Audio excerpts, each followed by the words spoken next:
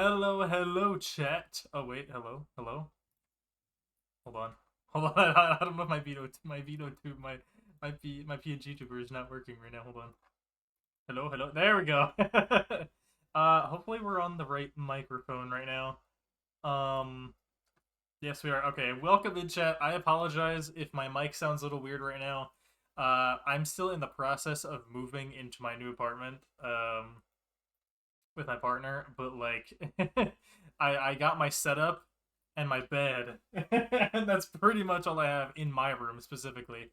Um, have you seen A Silent Voice and Your Name? I have. I've seen both. They're immaculate.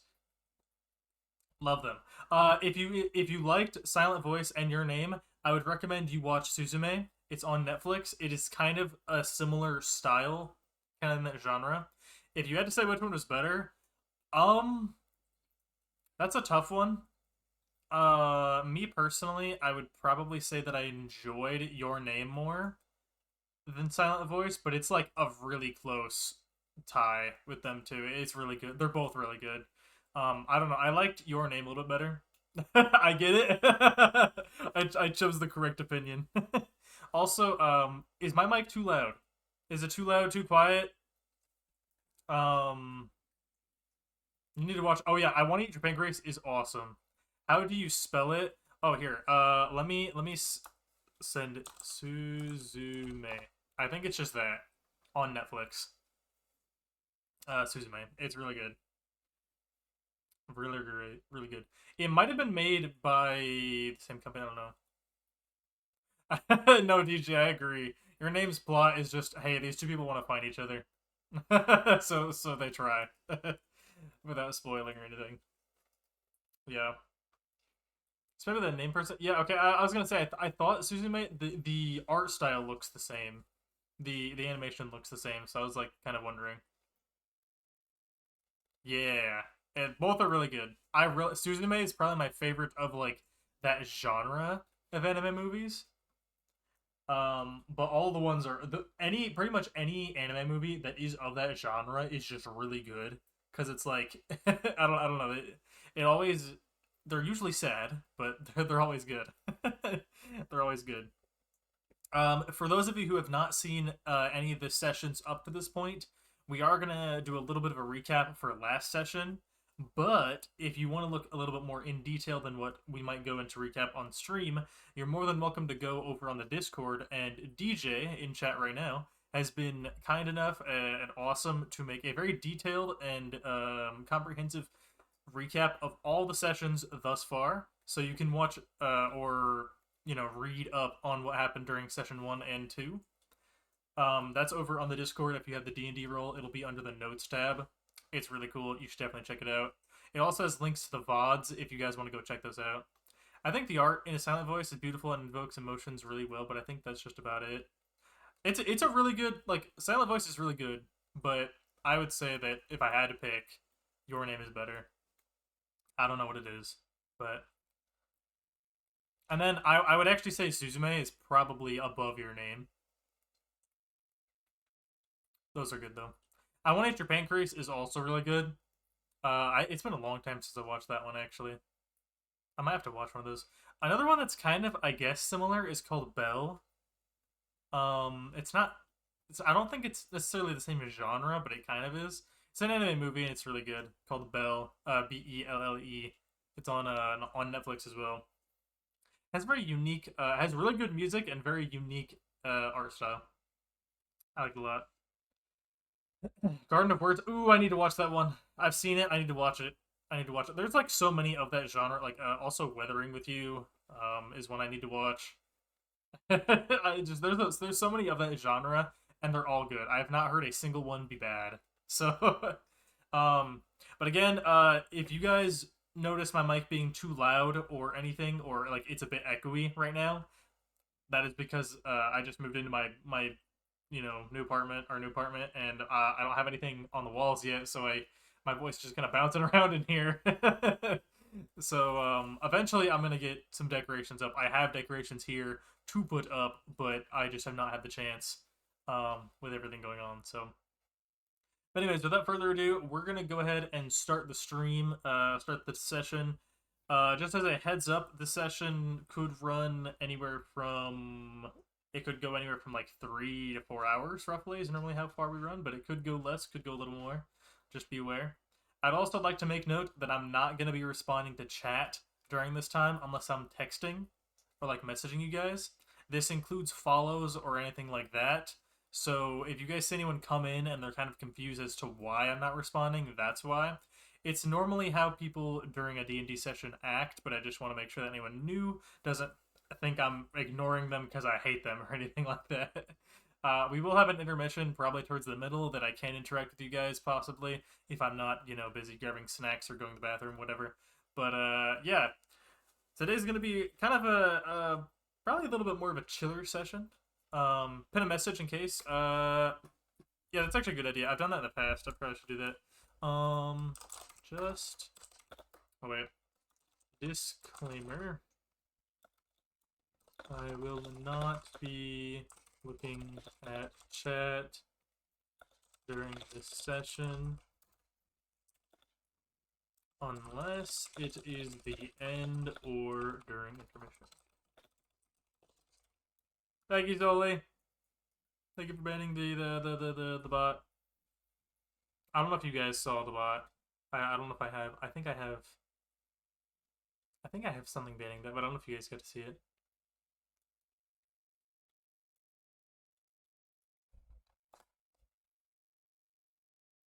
I'm gonna pin this really quick, just so people know.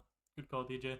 Okay, without further ado, we're gonna hop back in the Discord. I'm gonna undeafen and hope that they are not gonna get me canceled. Make a D&D command for when you do sessions that just goes over what you said right now. Bot got smited so fast. Well, I think Twitch itself actually smited it because it says it's a likely ban evader and it was restricted. So, Goop, that's actually a good point. I'll probably just do that so I can just do like exclamation point D&D or something like that, and then just pin that message so that I don't have to write it every single time. Or maybe I can probably write the mix it up bot I use is actually quite advanced, so I might be able to auto pin it until the end of the stream. That'd be nice. Smart idea. Smart idea. Okay, anyways, chat, we're gonna head back and hope that I'm banned from TOS as I head back there. Before we head back, I'm gonna actually test the D&D thing, the D&D stream. Okay, we got this working now. How about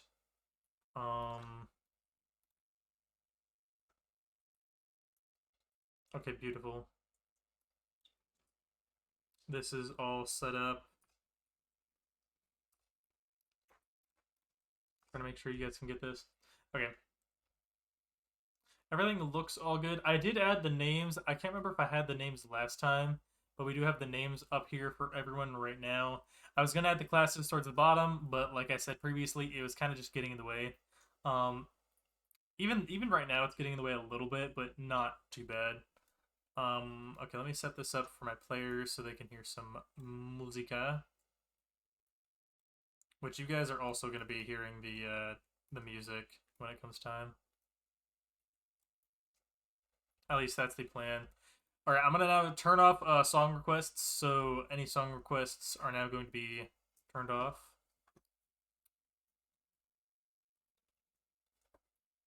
All right, chat, it's time. Hello, hello, hello. Don't get me banned, please. What are we chatting about? What the heck, guys? I just got back here.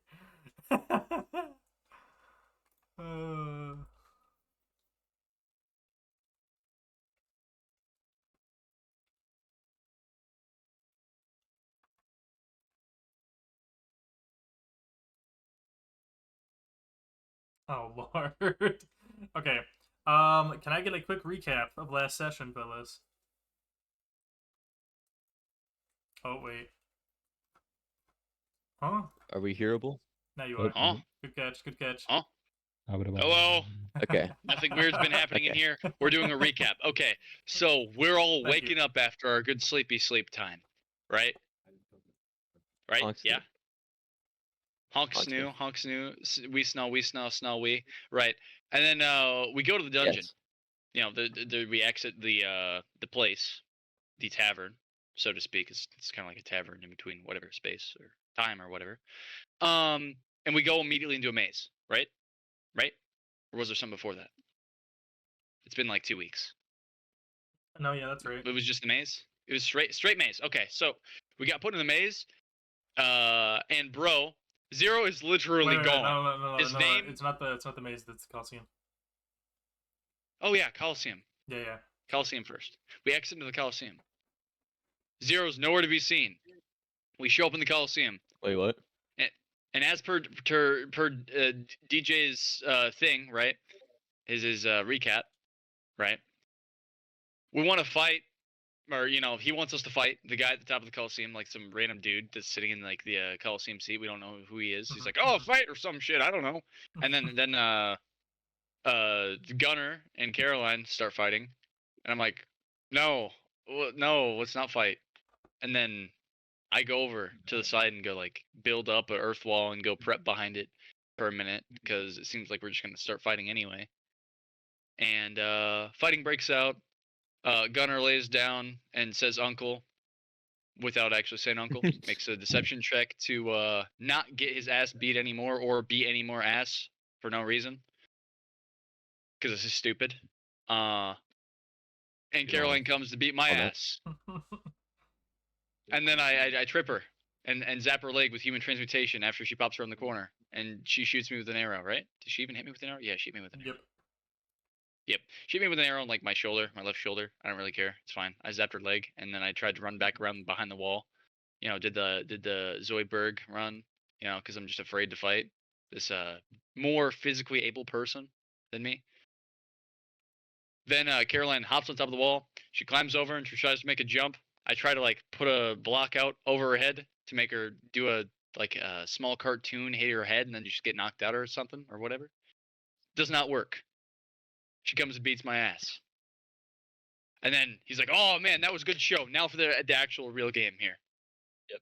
I really get up and heal you because. And then you he just gets got up and knocked heals the me fuck because out. I was gonna get. Yeah, I got knocked the fuck out. I'm out. I'm just we snow. He comes, gets. He does not come. Wait, pause. He goes. He approaches me to heal me, and then I get healed. Then I get stabilized. I don't have much HP to work with, and then we get a bat that screams. It's a wolf bat creature with claws, and it comes out, and its name is Macaria. I can't. What? It's a Macaria. Macaria. Like All right. Yeah. Then we fight a Macaria. And it sucks. We kind of kited around. Gunnar gets mauled and stabbed and ran through.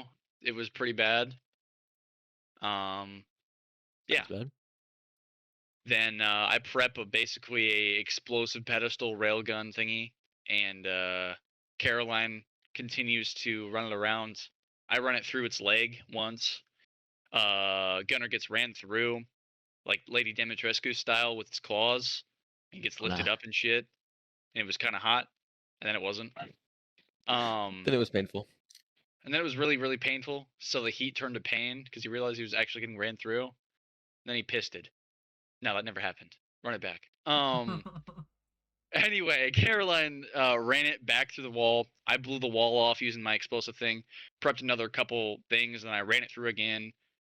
Bro came up and beat the shit out of it. It got knocked prone, and then he continued. Then Caroline continued to beat the shit out of it over and over with. And then I prepped another big boom.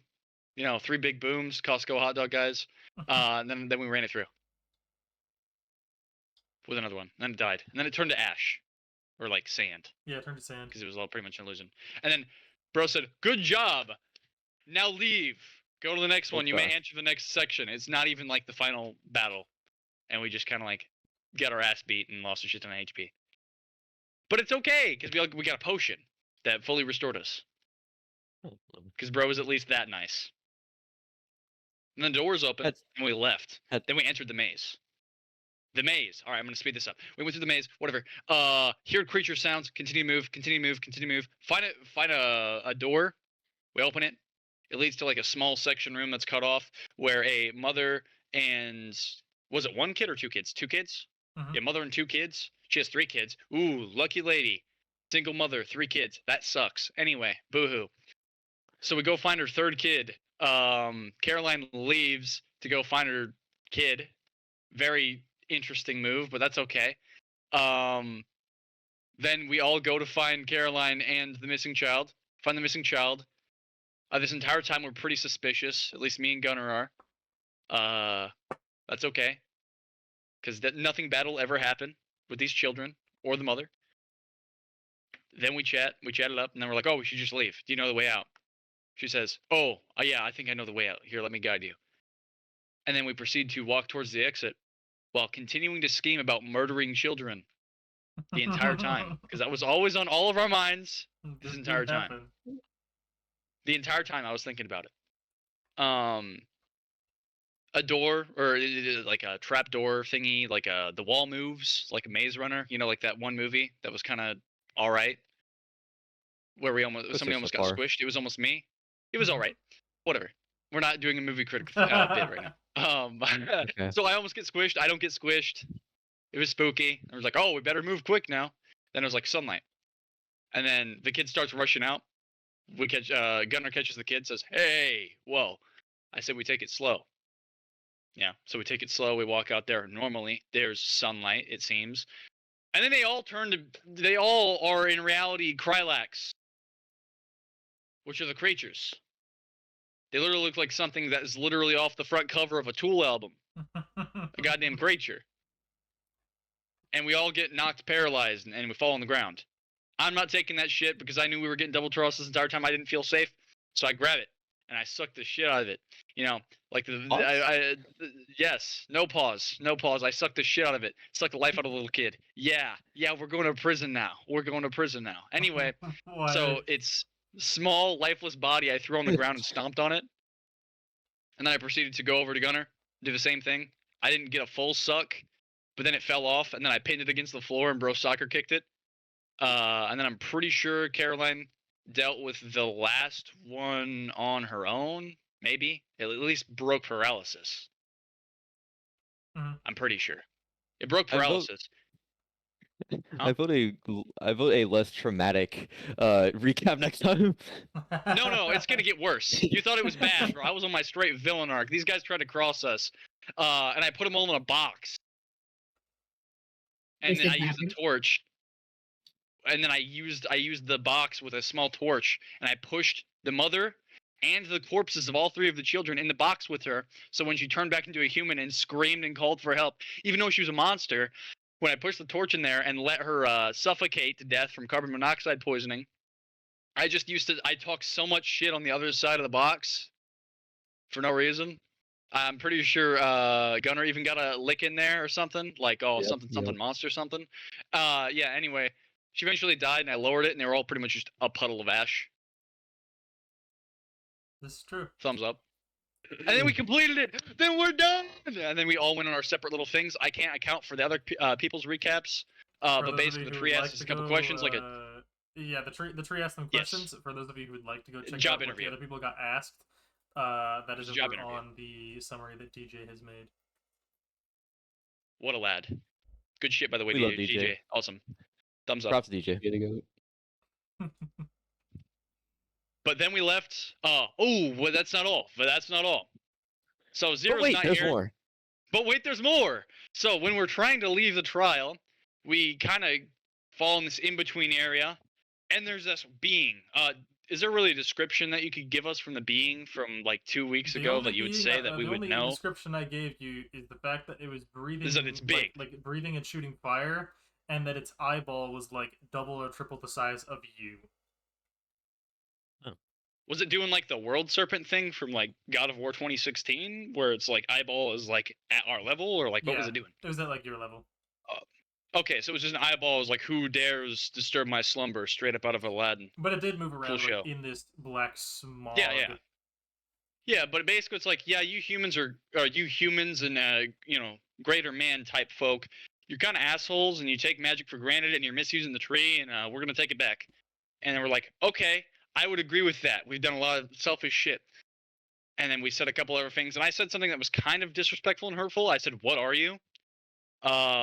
Which is kind of a poignant question. It's kind of an annoying question, especially because this guy's huge. Bro's a little bit like queso. Right. But but I rearticulated it, and I think he left that discussion thinking we were way more eccentric than we were annoying, which is good. But yeah, I promised to spread the word to the folks that these higher being folks. What was the quote? Let's go. Lore. Notes maybe. Handouts. Tavern. Check handouts. Questions. Handouts. Handouts.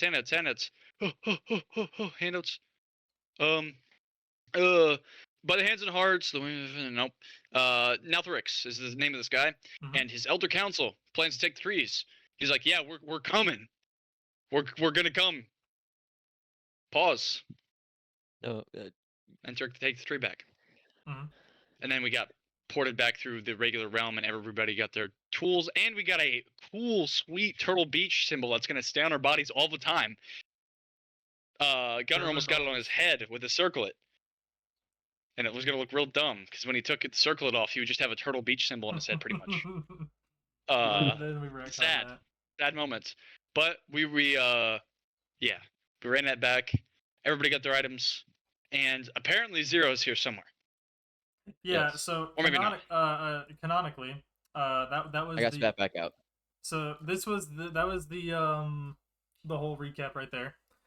So now we're gonna resume real life. Let me stream you guys the music so you guys can have some music in your Background life. audio.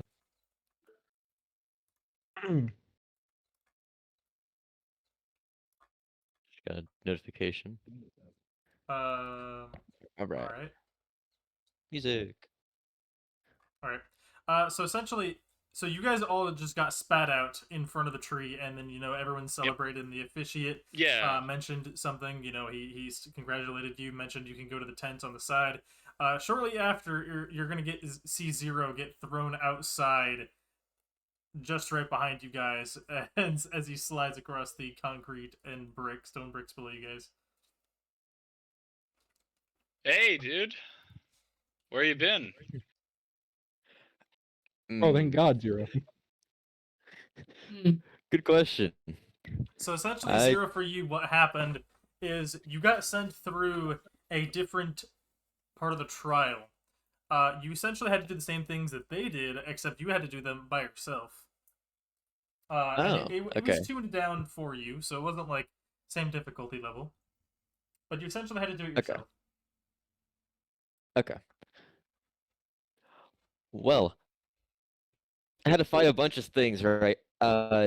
These like weird bat-looking things I saw. I don't know. That thing was like weird. Oh, we probably fought those. Yeah. Don't worry about it, man. Yeah. But glad to see you guys are okay. Yeah. Did you get hog swindled, hoodwinked, maybe perhaps befuddled or bamboozled by creatures? Yeah, I did. Glad I hate to be rid of them. I hate them. All right. Thank goodness you're all right. So we could file off to the side, the guy said. I also kind of want to bring to attention, did you get brought to a place in between the trial and not the trial where a dude ridiculed you for your misuse of magic because you are part of the, greater humanoid species of people? Yes. Yeah, he was telling me about how, like, basically what you said. Yeah, seemed kind of off to me. I don't think anybody else knows that, so I'm probably going to bring that up with any official here to try to give him more information. Because that's strange, and I think that's probably going to come to bite us in the ass later. So we should probably do that. I agree with this. This is... Yep. I don't want a bad thing to get worse. Hey, DM. I can see your card. I can see your session card. Put that away. Get that out of my face. I don't want to see that. This? Yeah, is that something I'm supposed to see? How about this? I don't think I'm supposed to see that. Put that away. Hold on. What do you see now? Gross. The same shit. Guys, points left. That's better. Guys, I know what our affinities are. I don't know what those are, dude. I was okay, as we were.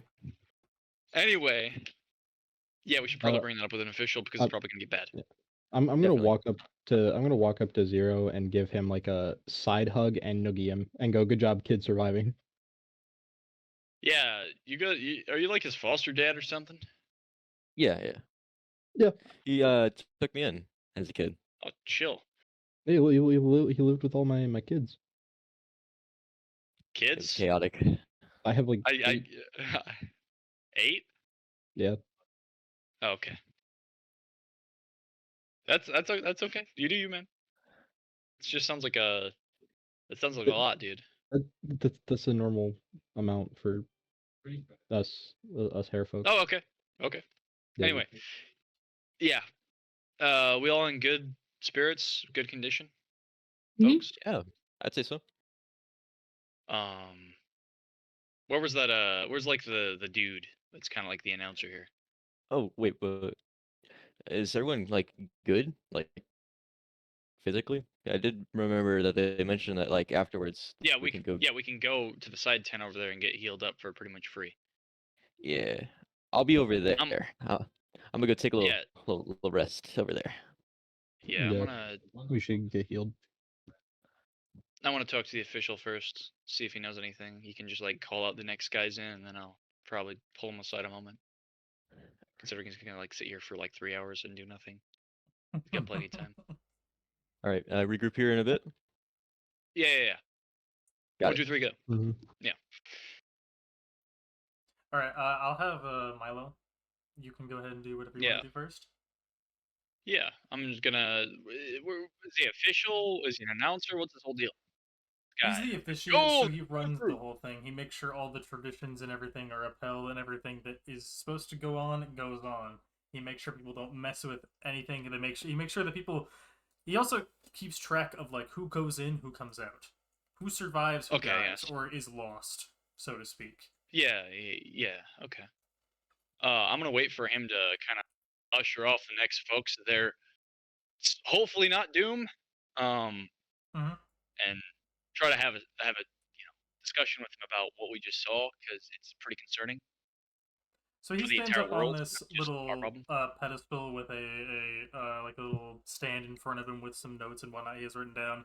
And after he ushers in the next group of 4, he steps down as he does every single time he's done, and just kind of waits and makes some small talk with the surrounding crowd. Hey, I try to get his attention. Name's Milo. Just went through the trial. I've got something that might be of interest to you. Yes. I think I do remember you. I believe you just completed the trial. Yeah. I don't need any congratulations. That's fine. It's kind of concerning. So when we were in the stage between like completing the trial and like heading out here, we kind of had like a buffer spot where this, I assume it's some sort of monster or higher being. Altherix was his name. I don't know if that rings a bell to you. I can't say it does. Well, I don't think it was a test as much as it was a warning. He said that we were misusing the tree, and he was talking about like greater man, like pretty much every humanoid being that's tapped into the tree currently, I assume. And his elder council plans to like fuck with the tree, take it back or whatever. Oh, so I'm sure that's not a problem. We tend to see things like that towards the end of the trial. It gets a little crazy as you go to leave. It happens at times. So we just brush it off, is what you're saying? Yes, but do keep it in mind. The tree does have a cryptic way of speaking to us. No, it wasn't the tree that spoke to us. It was a different being entirely.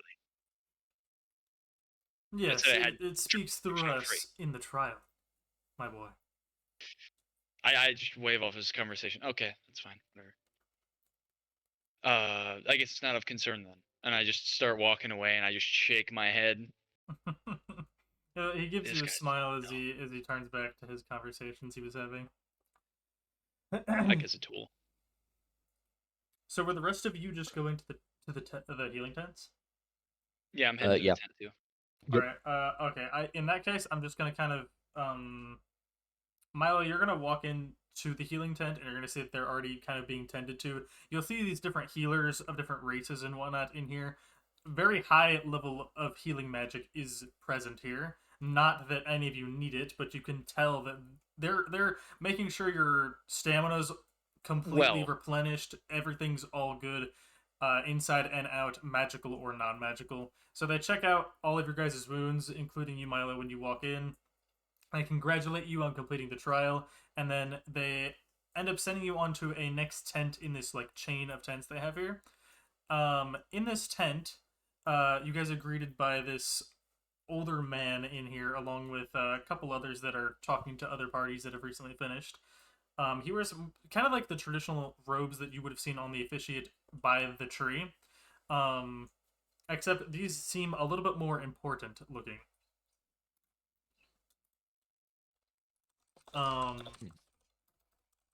So he welcomes you in, and he gestures for you guys to sit down at these chairs over in the corner by this table. It's a round table. Okay. Take a seat. I'll sit down. Yep. Now, if you would, this is completely up to you. It is preference. I'm here to read your magical affinity, which you all gain after the trial. And for those of you who aren't exactly aware of what this is, your magical affinity is something that is unique to you. A gift from the mother, if you will. And it helps you cast spells of that type. Okay. For most people, this allows you to cast it more often, and usually at a higher potency. If you'd like, I can read each and every one of your elements and attributes here. I don't see why not. Sure. Yeah, DM, does he have like a gimbal or some sort of gadget that he's using, or is he just like holding our hands? Nope. Nope. Nope to both? Okay. He doesn't appear to have anything on his person that he's like offering or holding out. Damn. I was gonna try to read his minds with my tool to see if I can get a function use on it. Whatever. Yeah, I guess we can go from left to right or whatever. All right. From left, he looks to you, Milo. You said you'd like your affinity read? Yeah, sure. Hold out your hand, please. Oh, okay. I hold out my gloved hand. He takes both his hands and clasps yours in between them, and you'll see that his hands begin to glow very slightly of this greenish color, and it kind of warms your hand up, not temperature-wise, but in like a feeling as if you're feeling almost like you're near a fire type of thing. No, I get it. Can I try to read his mind while he's touching me? You're really adamant on this. I really want it, dude. I want to get used to it. And see if he's able to pick up on it at all. You want to try and read him? Read his thoughts. I also kind of want to do like the Joseph Joestar thing. I want to see if I can say, oh no, the words you're gonna say is, insert affinity here. Let me guess. It's whatever. So what I'd like you to do is I'd like you to roll a for this I would like you to roll insight. Insight. Okay. Well, that's over here. What? Pretty poop. 7. Hey man, I'm getting used to it. You try to do it and it appears to work, but you can't really decipher what you got. Felt like kind of a mixture of emotions and thoughts that didn't kind of come together completely. Okay. You did get something though. Like you heard some things about some things. As he does this, he closes his eyes, and you'll see the green light kind of draws this line up his arms and to his head. And once they both reach his head, he releases your hands. Milo Hohenheim, your magical affinity is, as you might expect, transmutation. Makes sense. He looks to the next person, offering Gunner. He's offering his hands to you now. I shall take his hand. Or put my hand on his. The same process happens. These lines go up his arms, and his eyes open.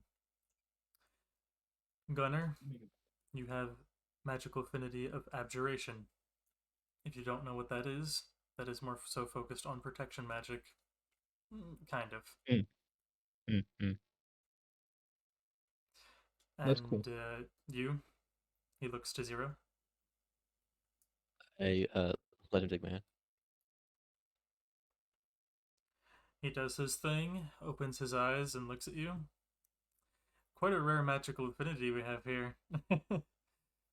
Or rather, there isn't a magical affinity. You have what we call here an anti-affinity. I guess that would make sense. Sounds about right. This may help you resist certain magical effects or spells at times, but we don't really know much about it to tell you too much. Sorry. Then he looks to Caroline. I give him my hands. He puts his hands over yours. Same thing happens. He opens his eyes and looks at you. Caroline, you have evocation as your magical affinity. As for what I would recommend for you guys to do next, I'd recommend you explore the marketplace. And maybe some of the taverns if you're feeling up to it after your little adventure. Many of the taverns and whatnot, as well as the marketplaces, offer free trinkets or food, possibly even drinks, along with some of your items, to what you are now called sprouts. Sprouts are what people call the trial goers that have just completed their trial. He gestures to the other end of the tent for you guys to leave. I thank you for your time. Thank you. Thank you. Get up and file out the door, probably. Yep. I'll stand up. Yep. As you guys go to leave, he begins to do the same thing to a new group. As you guys walk out of the tent, you are thrusted into the heart. You are officially, free to do what you wish. As he mentioned, there are marketplaces, there are different taverns. You guys kind of have, you guys definitely have some free will as to what you wish to do, and you can go throughout the different marketplaces if you so wish, seeing if you can get anything at all, or if you'd like to try and go to the taverns to grab a meal and chat about something, or meet some people. Completely up to you. It has been talked about that after you get after you complete your trial, it is highly recommended by the masses that you go and find a guild. So there are also guild applications available throughout the heart for many, many guilds. So if you guys do wish to check that out, 4 big guilds are here, as well as many others. 4 big ones being? The 4 big ones being Research and Development Guild, Diplomacy Guild, Adventurers Guild, and Explorers Guild. For those of you looking at the map, on Roll20, right next to the heart, right here, is the Diplomacy Guild. And then if you look up in northeast, this is the Research and Development Guild. Then you go southeast, mainly just south from there. This is the Explorers Guild. And then you go completely on the opposite side of the map, to the west. This is the Adventurers Guild. And those are where the 4 big ones are located. Just in case you guys were curious about that. And I assume they have, obviously some sort of home base on sorry on every continent of like some sort. Some do, some don't. Okay. One's that it's contextual. I get it. Mhm. All right. Well, guys, what do you guys want to do? I'm looking to keep my money, so I don't really feel like having anybody coax me into buying anything. I agree. Yeah, I don't think I really need anything currently. Well, I mean, the thing that I'm trying to save up for is in the bag of holding as big as I can get, for reasons. So you mentioned guilds. Guilds. What are you guys thinking? We're kind of already coupled together, so make a decision together. Keep moving. You guys are gonna What do you think? see someone walk out from around the corner, around these tent areas, as there are tents across from you as well. He's gonna come out, and he looks like he's dressed similar to the guy you just saw, but his robes look even more so less, embroidered with things, less adorned. And he walks over, and he gives kind of a panicked look, almost like an awkward look. Oh, I'm so sorry. I hope I didn't miss you. I'm glad I caught you. Here, please have this for completing the trial. And he hands each of you 50 gold pieces. Oh, Sick. that's Pog, money, money. You guys didn't see by chance any parties ahead of you I missed? I hope. No. I don't mean, think we're so. kind of separated via tents. Right. It's not your job. I'm sorry. No, dude, it's fine. For a quick Relax. bathroom break. It's okay. Well, First date? No. Just always a struggle. Got it. It's busy. But yeah, if you guys would please take this money and use it however you'd like in the town square or wherever. Also, if you haven't heard the news, the leader of the Heart is meant to give a speech this evening in the square. Is there I guess, focus on the speech? Well, Just as like he does a every year, general he address? kind of wants to inspire the new age of adventurers, get more people to continue coming to the trials. Not that that's much of an issue, but he likes giving these out. He also, Okay. I heard, plans on announcing some sort of social, diplomatic, or maybe even political thing. If I had to guess, it was maybe something to do with the other nations. He usually mentions some sort of status about stuff like that, but I haven't been so keen on my homework. It's fine.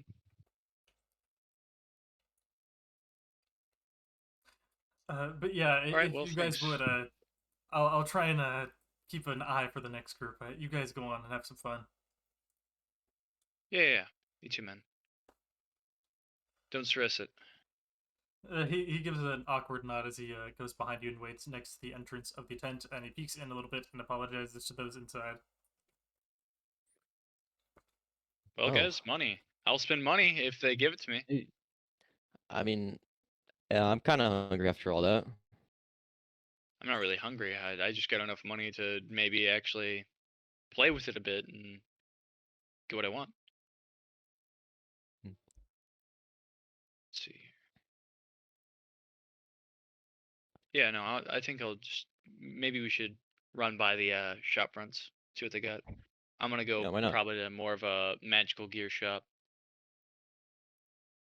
So if you're interested in that, follow me, and then whatever, we can meet somewhere back here or something like that. Yeah. All right, so who exactly is going where? Milo, I know where you're going. Is anyone? I'll ask this: is anyone not going with Milo? I'm not. Okay, Caroline, where are you going? I'm gonna look around for some guild stuff. Okay. Gunner and Zero, you're going with Milo? I'm following around Zero wherever Zero goes. Oh, okay. Keeping an eye on him, I see. All right. In that Yeah. case, I will actually do Milo first and your group first before I go to Caroline. Caroline, do you wish to go to the marketplace at all? No. Okay. In that case, I will do their section first, and then I will go to you. Okay. All right. So as you guys travel through town, you guys will get many waves and smiles as people see your marks or your different magical items. Some will even call you Sprout as they head by, and they'll give you just a head nod. But the place is very busy, as it is currently the time of proving, which the time of proving is a 3-month period starting in April that these different games and celebrations, sales, festivities, etc., happen within the heart, and it is the best time to get in for your trial, which you guys happen to be in the trial for this. But as such, there are a lot of different events and whatnot going on throughout the streets. As you guys make your way over to the marketplace, which is kind of set in these rows upon rows of different stalls of merchants and whatnot, it almost looks like lines going down the right side and then coming towards you on the left side. So kind of people going down on the right, coming in towards the left, kind of rotating through all the shops this way, with occasional breaks in the stalls so people can leave or for restroom areas. Is there anything you guys are looking for in specific? I heard that you were looking for magical items. Yeah, magical gear, if there's a difference. Magical gear, okay. So, just to make it more specific. All right, and what's your price range you're looking at? Well, all right. I was trying to actually find my inventory through my actual character sheet. Right. Because I have some info, but it doesn't really give me much for what I had. I know that I have armor, so I was trying to run down the cost of what I have, because all I have is common clothes and the stuff that I need to assist me via whatever. So I haven't really spent much of anything besides whatever I have for my armor, which my armor class is 14. So I can cross-reference that. But since the starting number is 90 plus an additional 40, 130, then probably minus 30, so about 100 to work with. I'm gonna actually find the actual number in a second. Are you planning on trying to sell something for your items? My items? Mm-hmm. I don't really have anything for items, do I? I believe you don't. Just... I think you mainly took starting wealth. I don't have any. No, I took starting wealth, and then I just had the 90, and then I spent pretty much stuff on armor, and that was it. Right. Yeah. What about the other two, Gunner and Zero? Scale mail. I'm not necessarily looking for anything. I'm just kind of following my around, just to be with somebody I know, because probably I didn't know where else to necessarily go. I'm gonna be looking around. Necessarily, would you say there's food anywhere nearby? There are several stalls that are selling food. Yes. All right. I'm gonna turn on to Gunner. Mr. Fleetwood. Yep. Would you like to go eat? Sure. Why not? All right. So we're gonna go walk towards some of the stalls with food for sale. I did work up quite an appetite. As you guys walk over to these food stalls, you notice that all of these are giving out one free serving to every single Sprout that would like one. Nice. They have an amalgamation of many different types of foods, from different cuts of meat to large turkey legs to soups and whatnot that they have.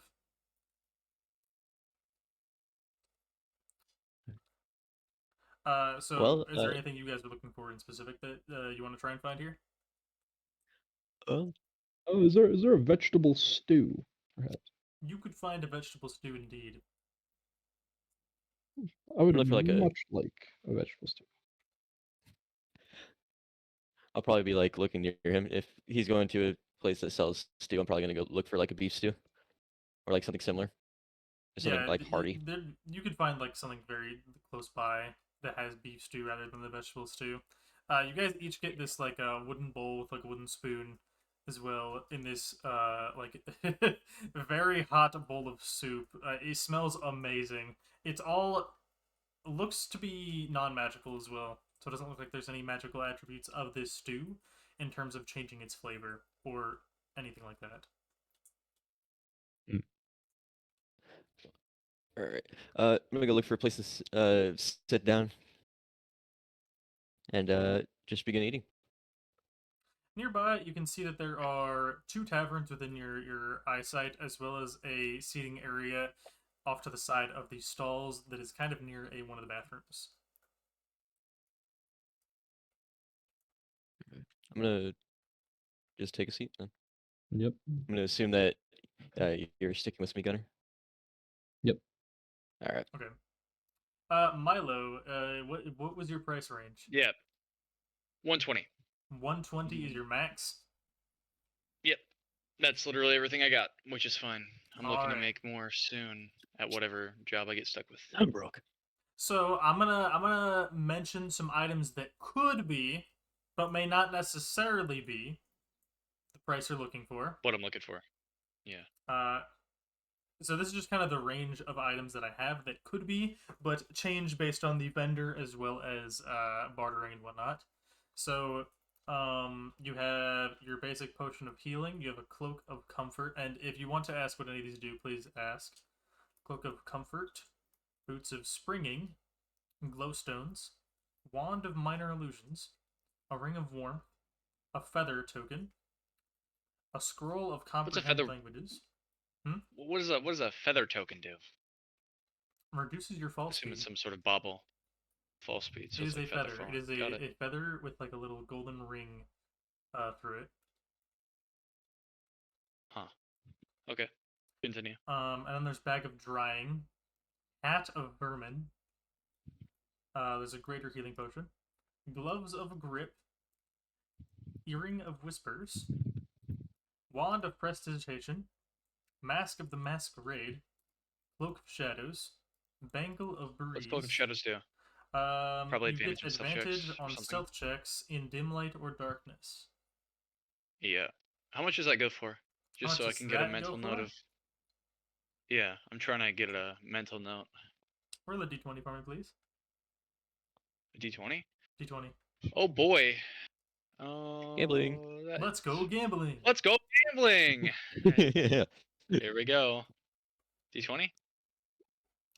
No way. Ooh. I'd say this runs for about like 220. Okay, so like I don't really give a shit about buying it. It was more about what its normal price is. I'm just marking it in my head.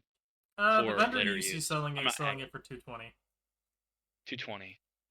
Okay, and I don't have a mental note of how much it goes for. Okay, continue down the list if there is anything left. Bangle of breeze, lantern of revealing, quiver of endless arrows, and a ring of water walking. And those are all the items that could be within your range.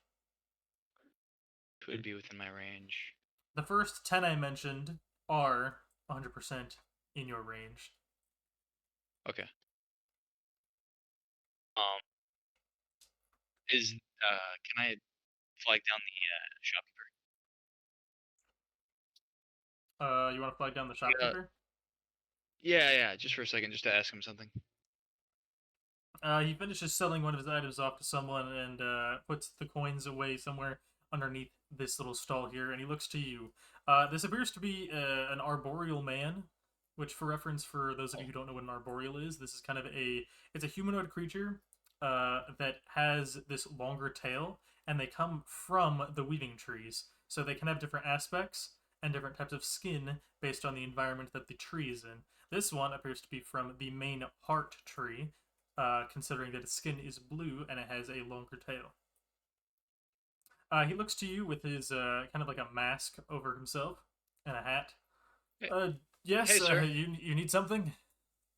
No, I have some intrigue on prices, or maybe even a place that I could find similar stuff like this. I'm looking to conduct my business here, though, potentially. Do you have some sort of dimensional storage space, like a bag of holding? And if so, yes, what are a the bag price of holding. ranges? Well, I know I only have 120 to work with, so I'm not going to necessarily be spending my money right here, right now. But I can guarantee my my friend, if you would be consuming. willing to give me about 15 gold pieces, I could tell you where I might know where someone is selling that. Oh, Just a suggestion. Oh, I know exactly what I want to do. I'm gonna fucking scam this guy. He doesn't even know. He doesn't even know. I'm gonna act like a sucker. Like I'm gonna act like I don't know what I'm doing. Like here, and I'm gonna reach out my hand with 15 gold pieces in it. I'm not gonna open my palm, and I'm gonna touch his hand with my right hand. I'm gonna read your mind. I'm gonna get your information from you without spending money. Infinite money glitch. Fuck you. Okay. So you're holding out So your basically, hand without. so I have my fist. I have 15 gold coins in my fist. Oh, like in facing money. down, palm down, with your. So hand facing closed? down. Yep. I'm gonna hand it to him. Okay, yeah, I look like I don't know. reach Like over if I know what I'm to gonna have do, his hand underneath yours. I'm gonna put my hand against his, and then I'm gonna try to read his mind of information as fast as possible to grab that information without spending a single Roll cent an of coins. insight for me, please. I'm going to fucking get this, and then I'm going to scream the information out as loud as possible and just fucking leave.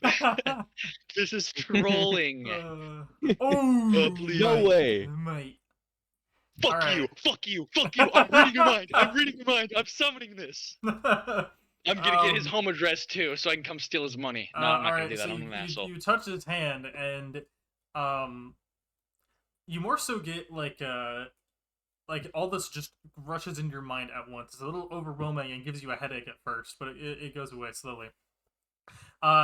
You seem to have like this vision, as well as the information he was going to tell you, of where the vendor is that is selling it, as well as how much it will roughly cost you. Oh, cool. Awesome. So towards And the that farther rang down me? the line, if you continue going on, there appears to be another arboreal that is selling more magical-esque items than this one is. And he has several different types of bags of holding. Oh, cool. I'm gonna stop touching his hand. All right, so yeah, down that way. Thank you. This sprout is not stupid. I'm not gonna be spending my money on you, but thanks for trying to help. And you're so good of a patron to give me that information without me telling you, or you telling me. And I'm just gonna leave. I'm gonna put my money back in my pocket. I'm gonna go down.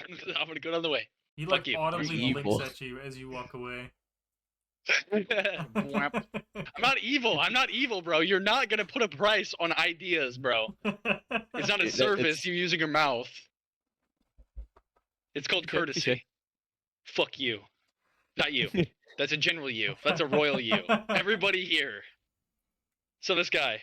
All right, So, you head I down, heard you and got this bags guy of is holding. dressed more like a traditional arboreal rather than like in commoner clothes, and he has like racks upon racks of different items behind him, lots of which take many different forms. He has many customers, like so by the time you even try to get to him, you actually have to wait in a line before you can even get up front to talk to him. Hey man, that's fine. I got here for free. You wait about 7 minutes before you actually get up to him. He looks at you expectantly as he kind of looks around his wares as well. Well? Yeah, I'm interested in bag of holdings. Bag of What you got for holdings, my storage friend, space? yes. What kind of size are we talking about? Like, what do you need it for? Where do you want to hide it? Hide it.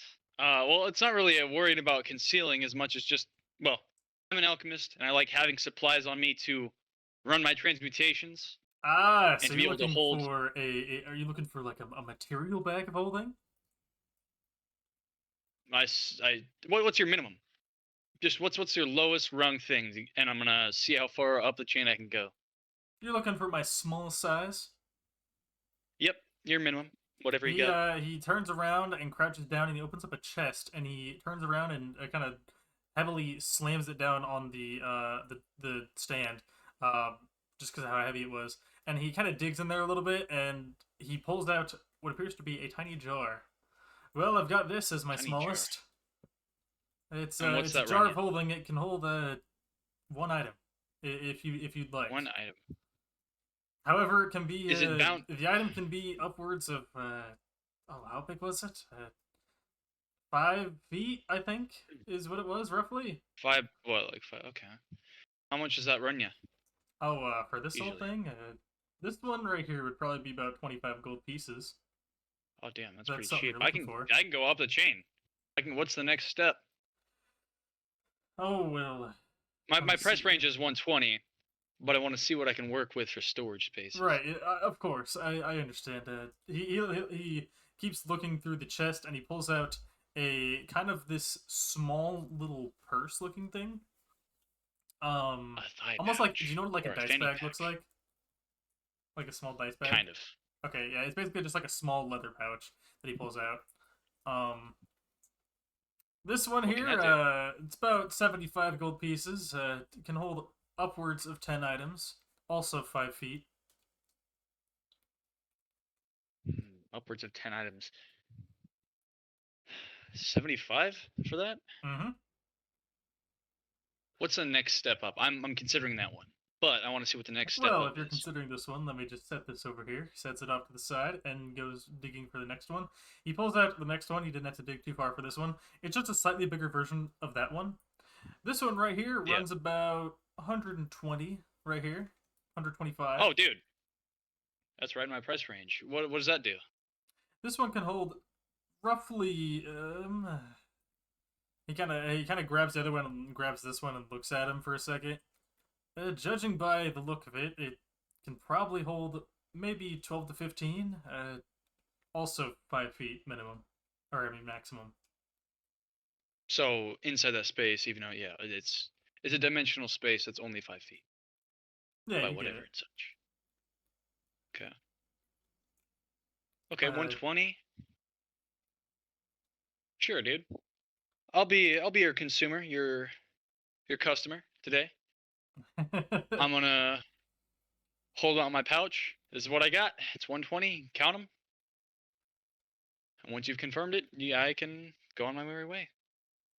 You'll see him pull out this like silver pouch. It is made of silver, yet it acts like leather.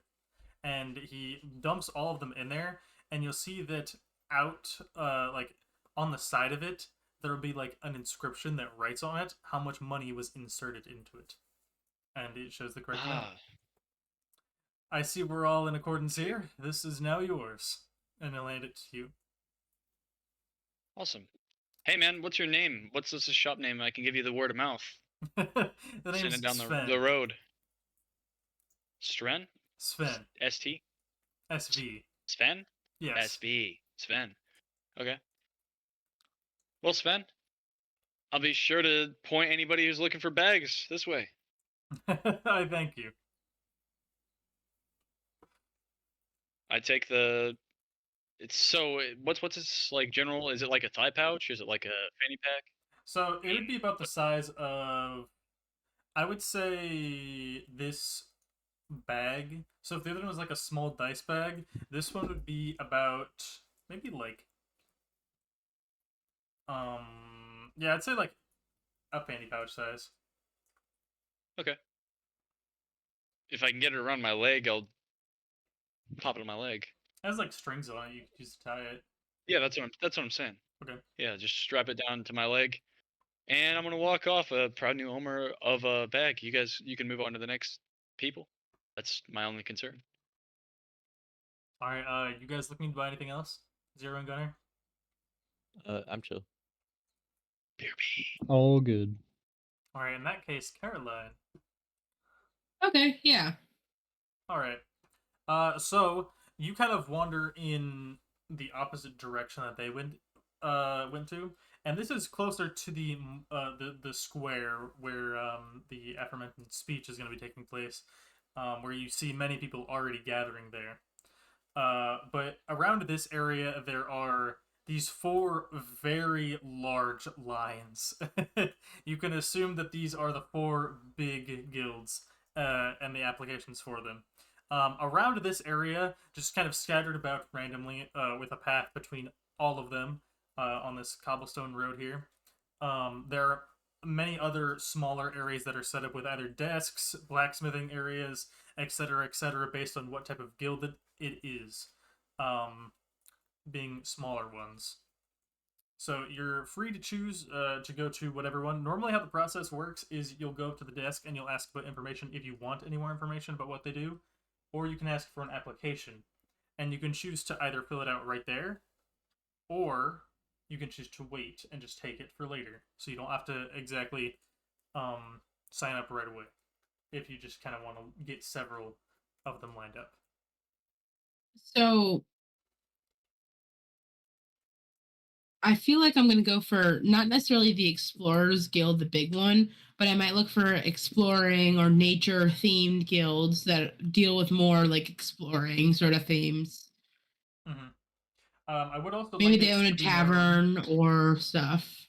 It is also generally like part of the general knowledge that you do have to sign up with a party to show that you are capable of working with others, as well as to show your teamwork and whatnot. Most people choose to do this with the same party they got out of the trials with. So I can't do this alone. You can do it alone. You can go around and scout and gather some information about what you might want to join. And joining a guild does not bar you from interacting with this guild. It just means that there are certain, guild member exclusive things that only go on with that guild. But that doesn't mean you can't go over and participate in some of their activities or take some quests from that guild. Okay. Yeah, so if you want to go look for a guild like that, I can try and search through my list if you'd like. I would like that. Okay. So obviously there's the big four that I mentioned earlier: research and development, diplomacy, adventurers, and explorers. And then there's several others. I'll list their names, and if you'd like to know more about them, please let me know, and I can kind of elaborate. So we have the Luminal Order, the Verdant Vanguard, the Iron Covenant, the Azure Tide, Twilight Kin, the Whispering Ashes, the Raven Court, the Starbound Fellowship, the Ebon Forge, the Guild of Whispers, the Gilded Lantern, the Frostmarked, the Elder Spire League, the Emberheart Collective, the Stonebound Union, the Phoenix Accord, the Umbral Pact, the Silver Quill, the Crimson Mantle, and the Celestial Path. So I'm gonna look at the Raven Court for one of them. All right, the Raven Court. So, based on so you kind of walk up there and they greet you, and if you want to grab one of the are you looking to grab like one of the information flyers or something like that? Yeah. Okay. So they just kind of wave, say hi. There's like a small table you can grab the flyer from. You can grab it, and then on it, it kind of shows that this guild is more so of a guild that focuses on, especially, it's more so focused on political manipulation and espionage. Oh. Yes. Within legal bounds, of course. Hold on, DM, I have a question. Yes. Can you make your own guild? You can. So to make your own guild, there is a place. You have to go through the diplomacy guild to do so. But you can make your own guild. The diplomacy guild generally handles a lot of the guild-related affairs. All right, as well as they can help you make your guild public by doing so. So if that is something you're interested in, I'd recommend going to the diplomacy guild. I'm gonna head to the diplomacy guild because I like to make. I don't know. I feel like joining another guild is boring. Why not make our own? Right. Misfits Fortune, starting from the bottom to make it to the top. That'd be so cool. You do need a party as well to create a guild. All right, I'm gonna go track down the others too. Sorry. Oh, let's go. All right, you guys. So you kind of wander towards the marketplace area looking for them, and at first you'll see Milo getting out of the crowd. Of all like the sea of people, you'll see him kind of walk out with his cane. Hey, Oh. What's up? I thought you went to. What's up?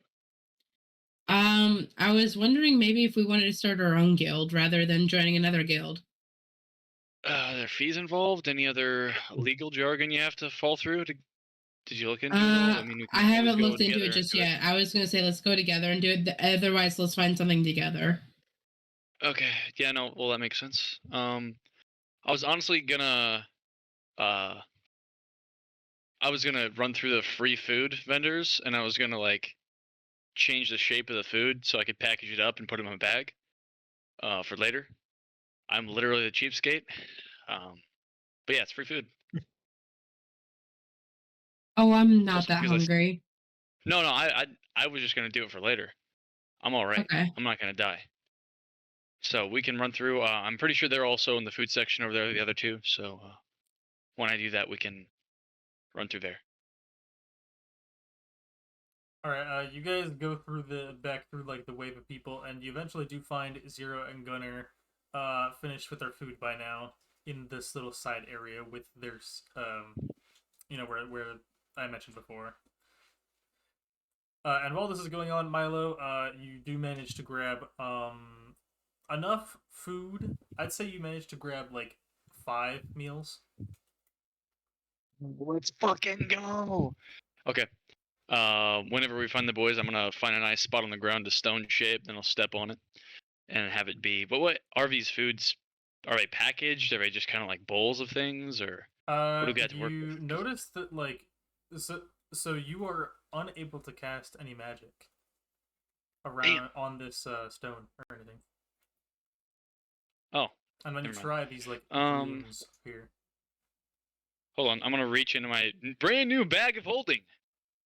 Sold by Sven for vendors down. You know, I'm gonna do a sponsorship every 2.5 seconds for this guy. I'm gonna pull out my old transmutation circles from inside the thing. It was my boom boom circle, of which it was a big circle. It was a 5x5 that I then clamped the bricks together. You know, so now it just looks like a as thick as a book. Mm-hmm. So I pull that out, chop that up using stone shape in a couple different circles, put the rest of the shards away, and I make a small circle of what's the main I guess like what are they serving these on? A lot of it is either wooden, like small wooden plates or wooden bowls. Okay, so that would probably fall under probably organic. I mean, technically I'm messing with organic things. Yeah, I'm just gonna make a organic transmutation circle, and then I'm gonna, if it's like a stew, I'm gonna turn it into like a little thermos. That's the same, you know, the whole water conservation test, whatever. Yeah. It's the same shape, just thinner, shaped like a thermos with a lid. Put that on there. Put that in my bag. If it's, you know, more normal packaged foods, it's gonna turn from a plate to a box. Put that in. I'm gonna load up on food. All right, you will have I'll to eat it later. 5 times. That's fine. So I make that circle. So let's see how this works. You guys can move on to the next guys. I'm gonna roll these. One fails. Let's fucking go. Got to make another one. So that's one transmutation circle small. It's how fucked am I gonna get today? We'll find out. Two. Oh. Fine. Ooh. Fuck it again. So that's another 2. That's fine. Fine. You said 7? 5. 2, 4, 5. And then I just you know made an extra lid, I guess. Fuck, I don't know. Yeah. That ran me 2. Fine. Not bad. I'm a level 5 now. 23 to work with. Yeah, level 5 is pretty good. I don't know if I mentioned it on stream for last session, but the players did level up from level 3 to 5 after completing the trial. Just as a heads up. They are level 5 currently. 2 ate our Flintstone gummies. Yeah. Flintstone gummies. Down to 17. I'll live with that. But yeah, so you guys all meet up around this area, and you guys are all good. You completed your meals, and you put them into your bag of holding. So you guys are all together now. Nice. Awesome. You guys have anything that you don't want to carry? I'm chill. Okay. Thanks for the offer, though. No, So, I mean, I just bought a bag of holding, so I can move some shit around and reorganize my space, and now I'm a lot lighter on my feet than I was. Oh, nice. Well, what now? Caroline here wanted to either look at guilds or make her own. Sounds like a cool idea. Yep. Yeah, why not? I probably should. I really do want to spread that information, and I talked to the affiliate up front towards the trials. He basically gave me a bullshitty tool answer, and I want to see if there's any forums up on like humanoid kind for the democratic or democracy based guild. I want to see if there's a forum up there, so when we stop by the guilds is probably where I want to head to. You know, I know plenty about running a business, so I don't know about running a guild though. Yeah, no, it seems like a big ask, but who knows? Maybe it's whatever. Well, I'm worried you about know, the if we legal can get some jargon. information, I can handle it. Okay. I've run my own business for quite a while. We're all here? Yeah. Yeah, all right. So what's the first, where are we hitting up first? I'm up to suggestions. What sounded interesting? Or our own guild, but we can just stop by for information. Caroline, I you feel like mentioned we that you should. stop by there. Caroline knows the way, I assume. Yeah. Well, Yeah, I do. What was the ask, Zero? Weren't you saying? I agree with what you were saying about the whole legal thing, because there's probably some things we got to go through before we make a guild, Yeah, right? I assume we can't walk in, and it's the same way that I want to go. Hopefully. All right. So we one can way get to find all the out. things accomplished. So you know the way, Mhm. Caroline. All right. Well, Yeah. you can take us, and then yeah. Was the food good, guys?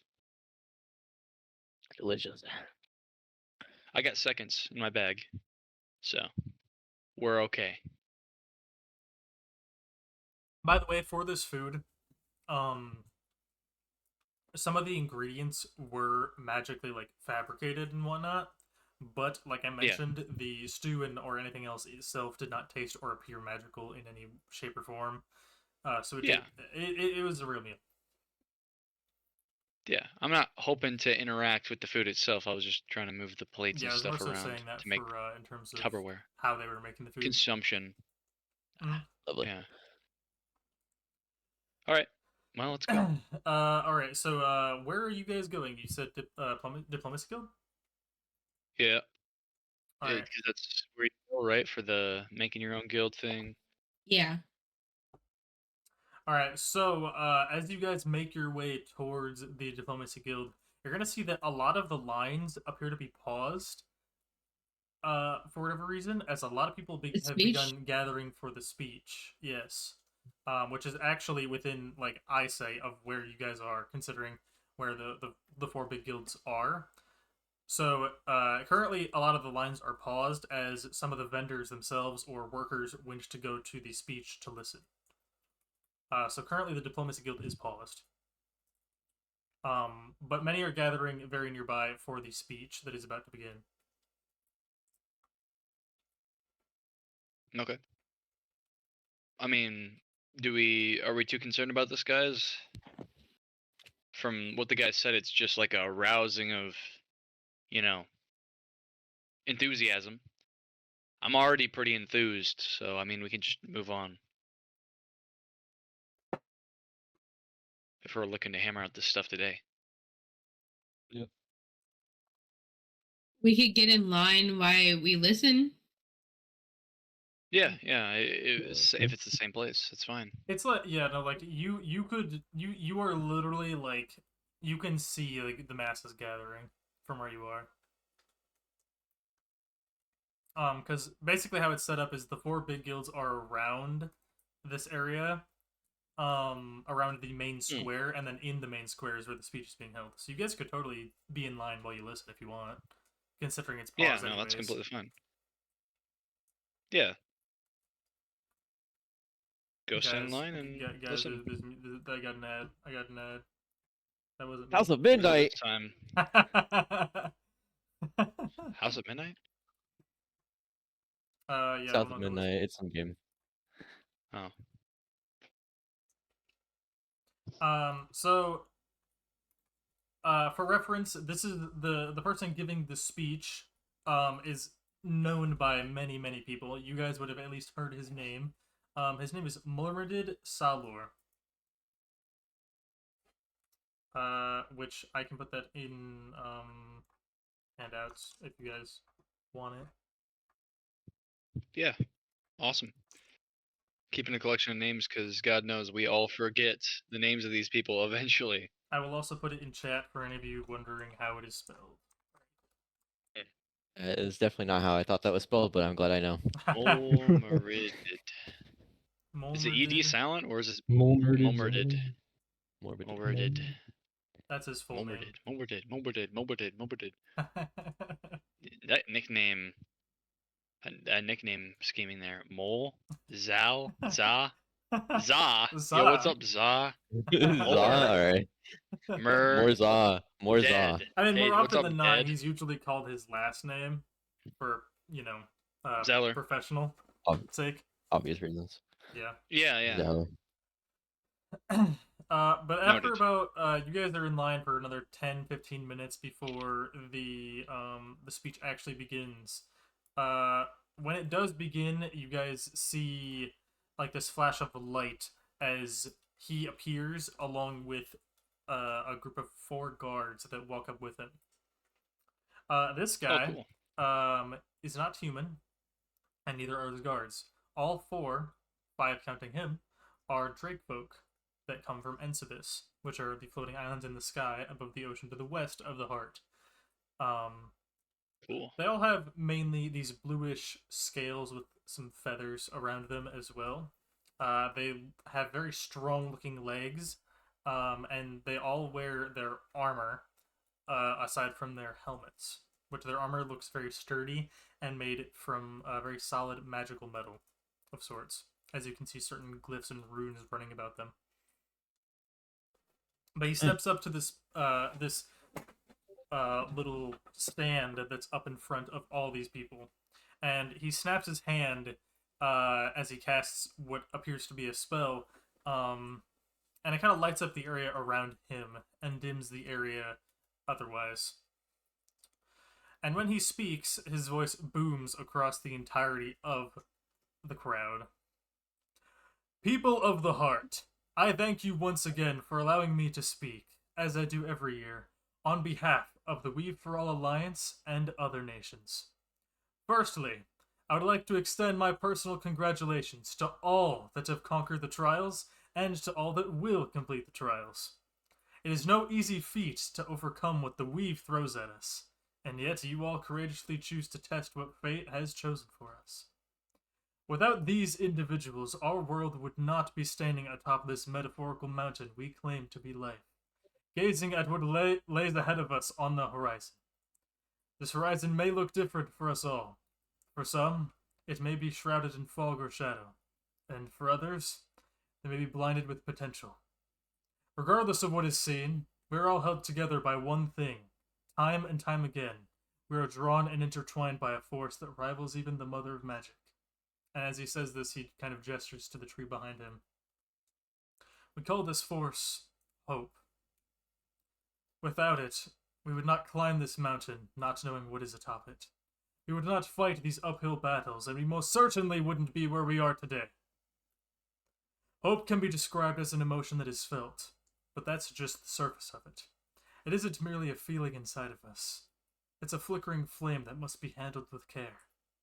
Add enough kindling and it might become a bonfire, allowing it to be shared with others. Soon, you'll have a blazing inferno that's lit up the whole world. And it all started from just one small, weak flame. Remember that. On this topic of hope, I have some news to share with you all. As you all know, the We For All Alliance was formed during the Heartless War in order to create an organization capable of reclaiming the Weave as well as the Heart. Since the end of all that bloodshed, it has remained relatively inactive aside from projects involving the rescue and support of refugees as well as wounded soldiers. However, we have decided that it is time to once again pick up the mantle and forge forward with the Weave guiding us, as always. I am honored to announce that Zudroshia, as well as Anabreka, will be joining the We For All Alliance. As he says this, there are some hesitant claps, as well as a lot of gossiping and whispers at this.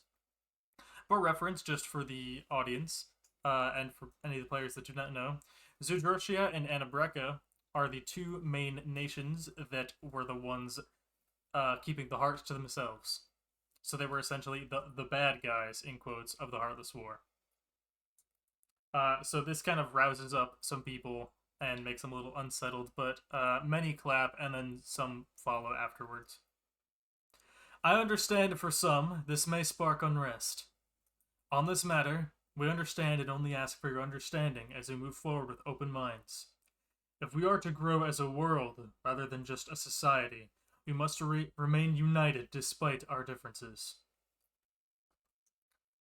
As for my final announcement, I have a favor to ask all of you. It is a simple, yet necessary request. We have heard rumors of odd happenings occurring amidst exiting the Trials of Proving. If you have experienced something of this sort, I ask that you kindly make your way to the Diplomacy Guild's recruitment zone and inform them of your experience. Due to recruitment rates remaining high, we've established a smaller area next to it for this purpose. As always, thank you for allowing me to speak and lead you all. It is thanks to you that I am where I am today. I pray that the Weave continues to aid each and every one of you in leading lives you can be proud of. He waves and nods to everyone here as he steps down these steps, disappearing in a blink just as he appeared before. The crowd slowly begins to dissipate after, talking amongst themselves, dispersing over to the guild area as well as the marketplaces.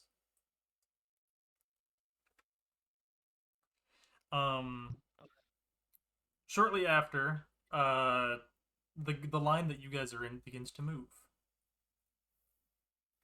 Finally. Yeah, you guys hold my spot. I'm actually gonna go see if I can hammer that out because I just mentioned it. Yeah, you go do your thing, man. He did. Yeah.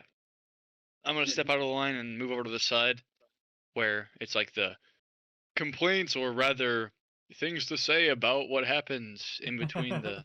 Yes, there's a smaller tent on the left of where the desk normally is. As he mentioned, it's kind of next to it. Is there a line, or do I just walk right in? Currently there isn't a line at all. I'm pre-firing it. Let's go. But there are people walking towards it like you are, so you aren't the only one. I'm already here. I'm getting here first. Woo! I'm gonna hammer this out right now, in like 30 seconds. So you'll see this younger human woman sitting at the desk with some notes in front of her. And she looks to you as you walk up. An events to report? Yeah, towards our completion of the trial, a being, or rather a person, or maybe even a higher being by the name of Nelthrix, said that the tree was basically under their jurisdiction and they were misusing it. The us as a royal us, the society in the world over, probably because of the war. Whatever. He said he was going to bring his elder council and himself here, and he's going to come take the tree. I'm not bullshitting you. Or I hope that I'm not coming off like I'm bullshitting you. No, we ask you to report truthfully, and if this is what happened, then this is what happened. Did you say his name? Nelthrix. I mean, right. I don't really know how you want to spell that, but have an appearance for him, even if it's vague? It was more monstrous. I mean, his eye was about as big as I was. like tall wise and wide. Color? So probably color. I mean, it was all black and smoke. We kind of landed in this murky, dark mess, and he was kind of just here. I got a little bit out of him, but it was more of the fact that they're probably distasteful towards our kind. So, do you have anybody by Nelthrix? Any databases ever? I mean, sorry, that's not really my place. I personally don't know any, but all this information is going to be passed through the Diplomacy Guild. Okay. And okay, you'll be contacted at a future time. If you would just please write your name underneath here, as well as your party's name, if you could. Oh, yeah. Okay. And she'll kind of turn the paper around and put it down, put like this cooldown for you. I jot it down. There you go.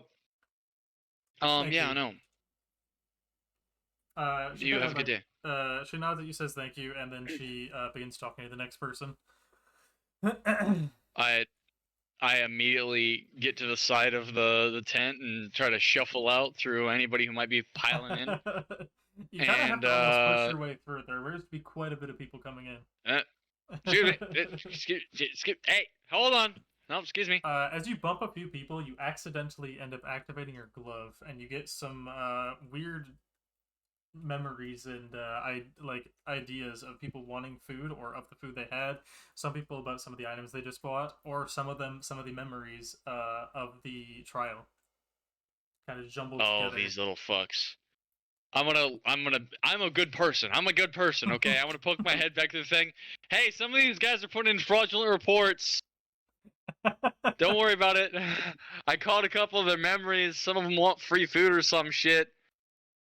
I'm just gonna snitch. I'm a narc, bro. I'm a narc. It's okay. And I'm gonna try to slip out and go back to my party. I'm gonna slide back to the line. In, no one can even really see where you went.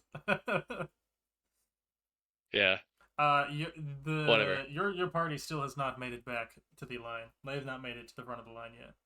Yeah. No, I'm just gonna pop in where they are. Yeah, no, there's a lot of people putting in fraudulent reports. I put it in our report. In our account, they'll reach out to us for more information if they need more information, or if they need to go witness accounts. They just blow you off like the other guy? No, it was a lot more official. I think they might actually take it up a chain. That's good to hear. It was more informational and less, hey, I run the place, but really I'm just kind of a tool. Because that was kind of the other guy. Yeah.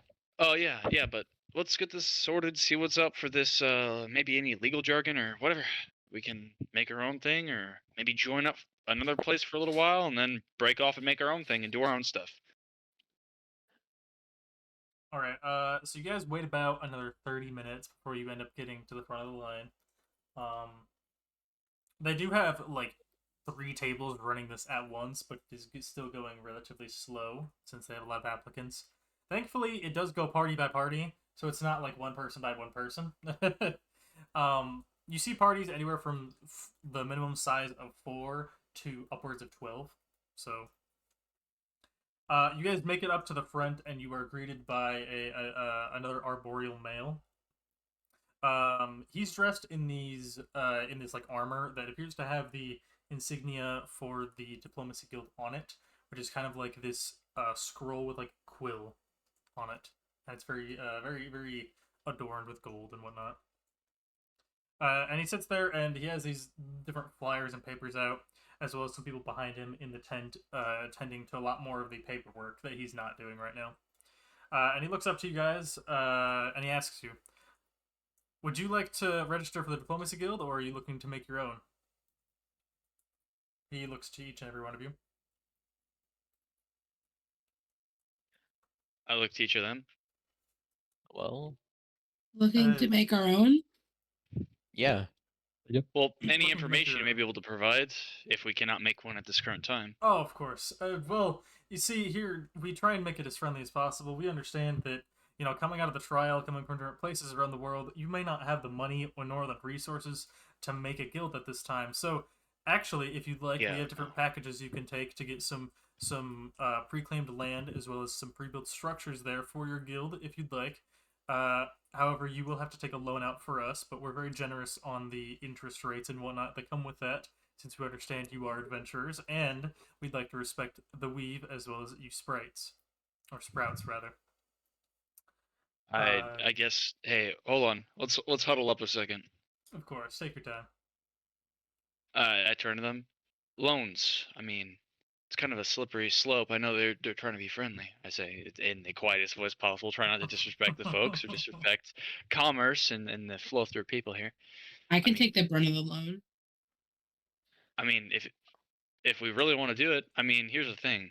If we're a guild on our own, we can make our own choices, and I assume some of the front load of work that is being done, we can even put out for multiple people, and as long as we are going and assigning them jobs that we're paying them half of, then we're still turning a profit and we can still keep the lights on. Yeah. So, I mean, I think that it'd be a good idea because we won't have to be stuck and pigeonholed into an identity, and we can pretty much just do anything as long as we have the rights to do it. I agree. Are we all good with that? Yeah. All right. As long as there's no, whatever, any counter offers. I guess I'll break the huddle and look towards them. What kind of packages are we talking about here? Well, we kind of have these separated, similar to how adventure tiers are separated, starting at bronze and going up through. For sprouts that have just completed the trial, do you guys have a limit on your loan that you're kind of looking for, that you don't really want to pay more than this? Well, I look to Caroline. I feel like How much is the bronze package? I just want to estimate. The bronze package, this comes with a smaller set of land as well as a very basic, more of a rundown building. But it is still kept up enough to where you could, remodel it or renovate it as needed. Yeah. The starting price for the bronze package, as of right now, would be roughly 500 gold. Oh. You know what? We're the misfits. We can make something work like that. If you'd like, the next one up, the silver tier, is 750 gold for a little bit more. Then the next one is 1,000. The gold tier is 1,000. Where are these land rights? May I ask? Yes, about that. We have land all over, so if you have a preference, we can try and find land in relatively almost any area. Well, I turn to the other guys. Well, I mean, I could just throw the building up or completely just change it to whatever design we need. So, I mean, it's not really. I don't think it's just the land rights, right, guys? It doesn't really matter. I mean, well, do we have to assign a job type for our guild, or is it pretty much just whatever? Of course not. That's completely up to you. The only thing we need now is your signatures, but everything else can come later, including the name, purpose, etc., etc. Okay. Where do we want to set up, guys? If we can. I mean, I don't really have a preference. I'm good to go wherever for whatever reason. I would also like to make note that you will need licenses for individual sellings and makings of things, which some of these packages do come with those if you are interested in making or selling certain things. Sellings and make. I have a question about land-wise. If I already have lands, could I authorize that land as well as guild-based land? You could authorize it, but for us to authorize it and go through that paperwork, it wouldn't change the price at all. Okay, however, great. We could, for only 200 more gold, add this plot right next to our existing land, as long as there's no conflicts between any surrounding areas. If I think in my head next to my house in the middle of nowhere where nobody will bother us, are people contending for my land? No. So you're thinking like to the west? Or west, or not to west. the north, to the south, direction. I'm talking about Zadrosti, where my house was at, where I came over here. Yeah, so I mean, directly to the north is the Explorers Guild. Or not the Explorers, the Research and Development. Yeah. But like, southeast there's nothing. Yeah, no, that's what I'm saying. Yeah, I could go there. I'm down to go southeast. Yeah, I mean, what do you guys think? I mean, I've got a decent plot of land. I mean, it's not really. It's out. You know, Zadrosia. I got a nice place out to the north of Antridge.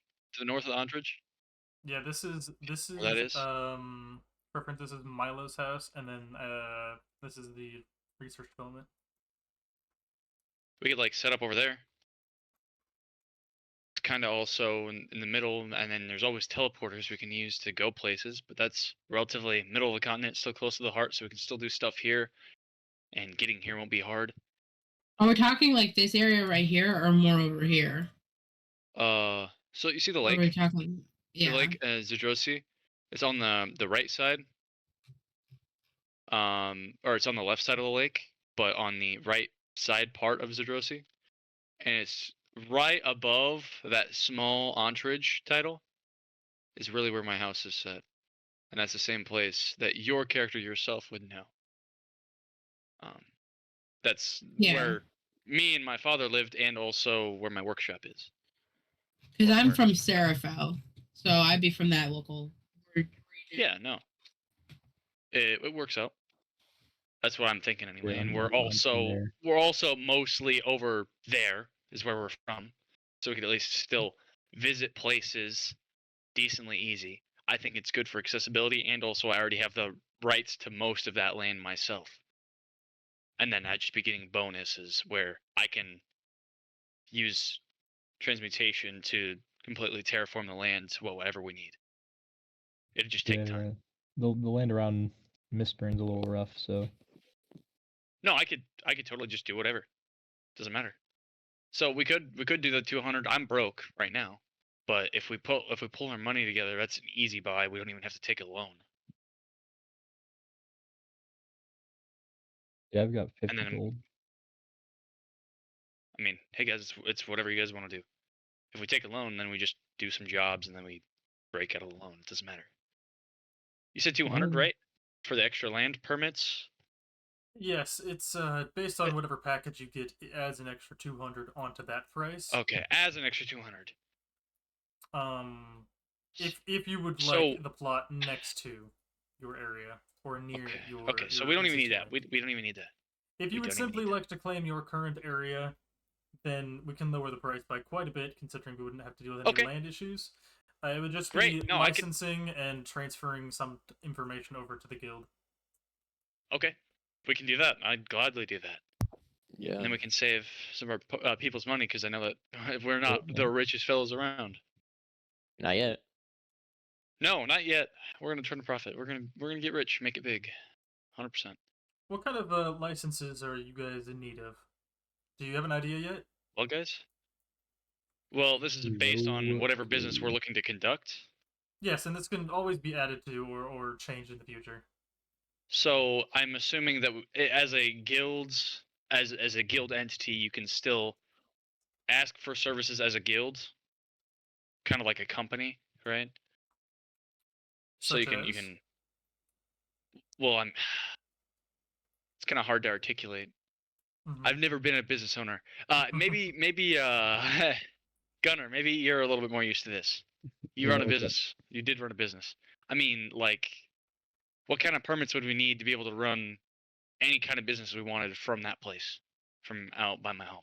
So like let's say you want to sell food. You need like a food safety permit. You also need a food seller's permit. The guy's nodding along with this, approving. Okay, well, what's our job? I mean, we could sell services physically. Like we could literally go out and adventure. Labor permits, alcohol permits. There's a lot of stuff. Like there's a lot of small permits that you need. Probably labor permits, because if we're looking to expand, us as a party, I don't know, maybe one day we get too old for this shit. We can't do it anymore, right? We can hire literally being able to hire people to do stuff. Yeah, no. And if we're already looking to do stuff that's kind of like adventuring, or out of the same area as adventuring, then that stuff is still needed. So labor, maybe. How much does a labor go for? I know it's kind of a big one. The license for labor, and this can be added on Turlo and are paid now is 50. 50 gold. 50. Okay. And this is for expansion. Can we get these permits later? Yes, if you would like to purchase these permits later, you may. If you just like to start constructing your own area, or getting settled into whatever the new guild area situation, will be, that's okay. Yeah. We can just do that for now, guys, and then we can expand as we go. Yeah, and then we'll have money as we expand as we go. I would like to make note, if it is for your convenience, where exactly is this land? Oh, okay. So, my dad's old home, what was given to me before his passing, before I actually came to do this, not many months before he passed. Do you know in Zadrosi, right above Ontridge, right to the north, there's the road. Yeah, Zadrosia. Mm-hmm. The land that cuts through above Ontridge to the north of that, those trees. Isn't that in that forest south of the guild up there? Yeah, I'm south. Perfect. I should be out of their jurisdiction. If that's the case of that, if you guys ever are in need of these permits or anything, and you don't want to make the trek all the way back to the heart, or over here to the Diplomacy Guild, you can always just send mail through the guild up there, or if you'd like to, you can do it through Seraphil. As long as we receive mail or something like that, in any shape or information, we can just send along your gold and whatnot, and then we can send you the required permits. Or if you need to ask about the permit price first, that's okay too. All right. So what do you think, guys? Bronze baseline. We'll move up as we go, depending on the situation and how much we're looking to put in. We could pay it all off right now, take a loan. I mean, I've got 50 gold on me. I'm not sure if that's much help, but it will. I'm willing to throw what I got in. Yeah, I also have 50. I also have 50. Starting too high up with a lot of debt is not smart. Yeah. No. We could nip the bud right here. How much is it again for the bronze? So originally for the land as well as the building and whatnot, it was 250. But considering it is just yours, it is your land and your building, we can cut those prices out, making it. He's kind of like crossing things out on this little paper he has. Making it roughly, with the permits and whatnot that are accrued here, roughly 75 gold pieces. Oh, damn. Oh. That's like nothing. Let's do that. Scot-free. This includes very basic permits. So this would include the 50 gold pieces for a labor permit. So you're allowed to sell or have workers here. It also comes with a standard food selling and making permit, so that you can either make or give food to your employees or anything like that. Okay. Yeah, I get it. It also does come with along with the those permits, it does come with a permit to allow housing for your employees on site. Okay. 75. 75. Wow, guys. I could throw in 25. We could all three throw in 25, and I know you said just a moment ago you spent your gold on your bag of holding. Yeah. Yeah, no. So but that's we all throw in 25. We're a guild. Debt free. That sounds good to me. I'm down. All right. I'll grab my gold pieces out. Is that all you guys would like to add to your guild or anything? Is there anything else you're looking for or have questions about? That's it for now. We could probably mail you in the future for anything. I guess, how is business accrued? I know that sometimes various businesses that are in contention bid over various different jobs, this and that, if they're more like a service industry. So how do you guys work that? Because I know that if we work in some sort of conflict with other businesses or other guilds, there's obviously competition. So how is that allotted? We don't exactly manage what the guilds sell or produce, as long as it follows the guidelines and are as long as they have the required permits and whatnot that they need. We don't really mess with the competitiveness, although normally a lot of guilds engage in trade with one another. So, for example, a blacksmith guild might be very close friends with the adventurers guild to get all those magical items from the resources. Yeah, okay. You get it. So, a lot of the times you'll be doing business with not just your regular adventurers, but also guilds themselves. So, if what I would recommend for you, since you're just starting a guild, is try and find someone that you can get interested in your idea, possibly even a guild, to get interested in what you're selling or what you're doing, and then possibly even make, maybe have a partner here and there. Okay. I could reach out to some people in Serafel because I know it's big on alchemy because I'm looking to push forward an idea. Seeing as you I don't guys know what you are guys plan to do. sprouts, you guys could also, to make some money if you're in need of expanding or anything like that, or having people Actual build certain adventure things. or Of course, work you can things. you can go work for other guilds or take quests or sell some gear, etc., etc. Yeah. Okay. Is that all you guys have? Is that all you need? Yeah. Yeah. Bronze. we're good. Sprout package. No debt. Land to the chill. north of. Just my lands. We're good. In that case, he hands you this like little envelope after he pulls it out from one of the drawers he has. Take this envelope. This has your all your permits inside of it. But once you're done and you've stored these permits somewhere safe, I'd recommend it somewhere that no one else can get to, of course. However, I would recommend you do have your food handling certificate and everything else displayed in your building, as it does build trust with your employees and customers. Once you're ready and you'd like to buy anything or send any more information, please send this back to the address that is on there. Okay. Is that everything from you guys? Yeah, sure. Looks perfect. Well, Sounds good. All right. Well, in that case, you guys have a great day. Thank you. Thank you. All right. We get out of the line. Hop off to the side. Yep. Wonderful. And this is actually where I'm going to have us take our little intermission really quick. So we're going to take an intermission anywhere from 5 to like 15 minutes. Anywhere between there. To go to the bathroom, grab some food, etc., etc., chat amongst each other. So we'll be right back, chat.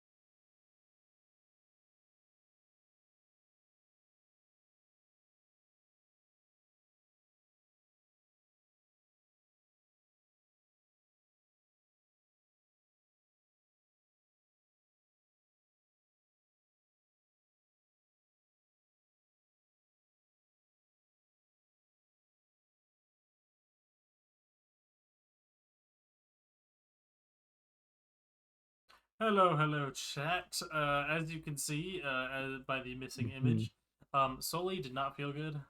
So he stuck it out until intermission, and he had to leave.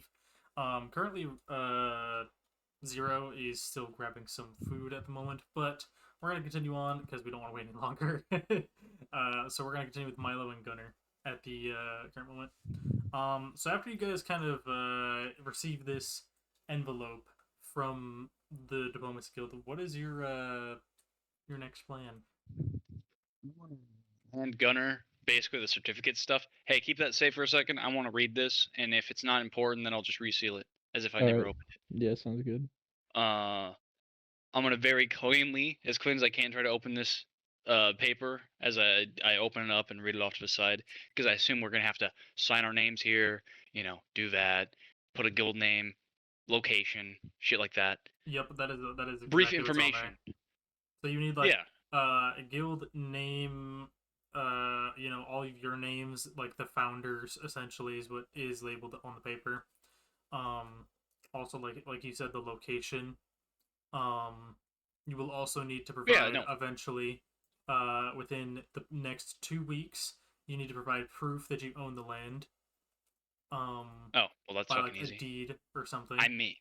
Guys already what's the minimum proof? I just say, hey dude, I literally own this. This has been my name. Literally adopted Dro's name. Von Hohenheim died, Paracelsus, you might remember that. The reject. Like the deed would suffice. Like just a deed? Yeah, a deed. Oh, okay. Well, I'll just go look into my dad's you can mail it to them. Office. That's fine. Yeah, I'll make probably a copy of it. I'll probably just make a copy of it. Yeah, if you make a copy of it, that also works. Yeah. All right. All that stuff. Okay. So I'm gonna sneak it back up to the front of the line, not to the side. Obviously, I'm just grabbing a writing utensil because I don't have one. And I'm just gonna sneak off to the side, pin it up against a wall or something. Write down, me, Gunner, Zero. You get the idea. Now what's the name my of place? Your guild? Are you guys gonna put that now, or is it gonna be Misfits of Fortune? Misfits of Fortune. We were Misfits of Fortune. We walked in with that party name. We're gonna come out of it on top. Perfect. Yep. 4 men enter and 4 men come out. Right. Rich and on top of the world, and we're gonna go SpaceX and go to space. Oh, yep, yeah. That's the plan. Mm-hmm. Are portal fees free? Like, can I just go back my way and then we could venture back to my home? No. Okay, well, we have money, so that's fine. Traveling to and from each location will cost you a certain value. Okay, well, we're already pretty close because the heart jumped to Zudrosia, and then specifically Seraphel, and then from there. What? However, because you guys are sprouts, you get a one-way ticket out of the heart. Oh, damn! Great. I mean, it kind of no makes money sense. spent. Like, you pay to get here, hard and you almost we came here. Yeah, no, and then they hand us $50, and then we spend $50 that they told us to spend. That's literally spending money that they hand you. They're like, hey, do this. Whatever. Whatever. Where's the mailing address to? Like, where do I have to turn that in? It has like the address for the Diplomacy Guild, which is to the west of the heart. Is there literally just a mailbox somewhere? There wouldn't be a mailbox around here now. Damn. You might be able to give it to someone though. Yeah, I was just gonna fill out the information, either hand it to the guy up front or hand it into a mailbox, and the postal service can run it around. Okay, you can give it to the guy up front, and he'll just take it. Kind of not dismissing you, but he's in the middle of something, so he'll just kind of take it. Yeah, no. I just thanks. Just fuck off. I don't bother him. I'm not gonna be an asshole. You gave all the documents to Gunner. So, yeah, I gave the other certificates, hey, labor, feeding, lodging certificates, so he could read over them or do whatever he is. He's the business guy. He literally ran a chiropractor's office and wellness office. Gunner's Wellness or whatever the hell it was called. I don't fucking know. Yeah. He's gonna be our accountant and our relatively legality guy because he's already worked the business and he's probably had to follow laws. Yeah. I'm just gonna be responsible for having the land, building the house, and interviewing the people that are coming in because I can read their minds. Fair warning, I don't know if you can hear this. They're playing really loud music from the football stadium outside of I my cannot room. hear. Okay, Yeah, good. no. They're playing fucking the like whatever the actual song that was Fallen Kingdom, like the Minecraft parody. Viva La Vida. It's Viva La Vida. It's Viva La Yes, Vida. it's Yeah. Vida. Okay. I just want Anyway, to make sure. No, you're good. I appreciate now you bringing that up because I could get copyrighted. the full party. Don't worry about it. Yeah, the full party is gonna run together. We're gonna leave. We're gonna get our ticket out. Take the teleporter. Because Zero's with you. I assume he's gonna go with you. Not Mentos. No. We're all gonna go. There was some We're all gonna go. Oh no. Anyway, we're all gonna go together. And then I assume the lore thing is that Caroline's gonna take a pit stop when we teleport through Seraphil. Yeah, We just take a pit stop to her home, her father. Yes. I'm gonna probably stop by the house too because he's technically I'm technically part of his family too now, kind of. Yeah. In the sense that my father was his upperclassman, work colleague guy that was doing the same shit that my dad was doing when nobody else was doing it. Because the only teleport closest would be Seraphil, unless you wanted to go to Eonis. Yeah. No, that's the plan. We're gonna shoot through Seraphil. I'm gonna establish my business. I'm gonna give him the word, and now he already knows where I live, so the contact information's already there, so he can reach out to me. Because I assume that he's gonna be interested because now he has a place to actually work his business out of. Because he's probably still researching human transmutation for healing, rather than siphoning. Yeah. Or siphoning your own life force to another person. Because they do that too, probably. But healing in the sense that they're going from the heart, teleporting, going to Seraphil, making a small pit stop. I'm probably just gonna say leave Caroline there, so Caroline can do whatever the business that she wants to do there.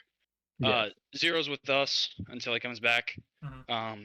Plan is to move back to my home, and if he needs Mr. Accountant Man, our money guy needs to do anything, take anything into consideration, I'm simply just going to go towards the edge of my property line, farthest out of the forest I can, so you can actually kind of see it. I already have trees here that are in my name. I got wood. If I dig down enough, I can lay a foundation of concrete using stone once I hit bedrock. So I can find a nice stony bit of ground to build out of, so I can build a good foundation. I will probably need to get my hands on metal if I want to build this place like real good. Mm-hmm. Yep. Which I might want to do for foundation. So I might have to look into spending a little bit of our budget to get some metal of any class so I can kind of harden it and change it to give us a stronger foundation. What would that run us hypothetically? Like if it's a let me just look up an average square footage for a business building. All right. Square edge for your square feet. Average feet that are square.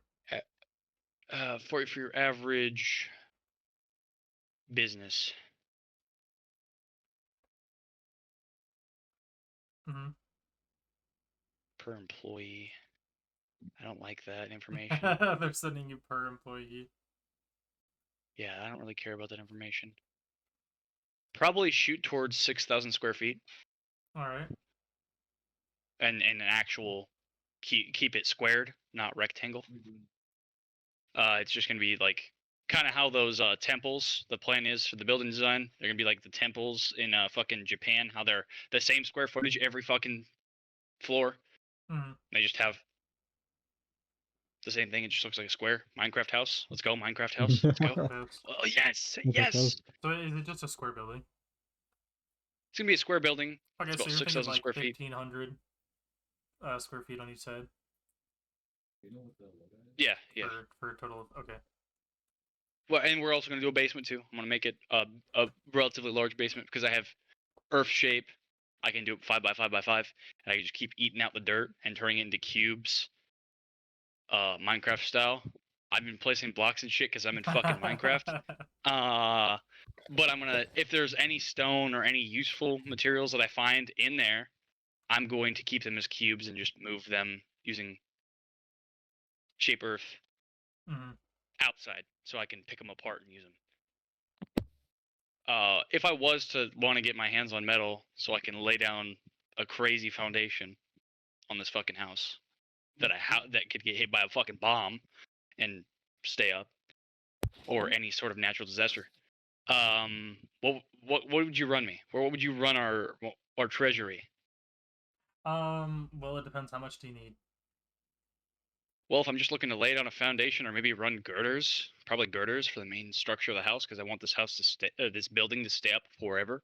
And considering it's also going to have, including the basement, 4 floors, basement, hub, meeting room / meeting rooms, plural, and then lodging. That's a lot of tensile strength that we're going to need. So girders that are like I-beams that can run up all 4 sides, lock into each other, make a cube. Your basic shapes. And then any other materials I can run with: concrete, run with wood, make the woods dense, whatever.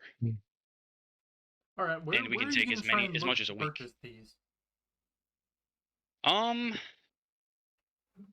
Honestly, if nobody's doing anything within this time frame, I might have some people try to run up north to fucking to the Fjordor, specifically that little.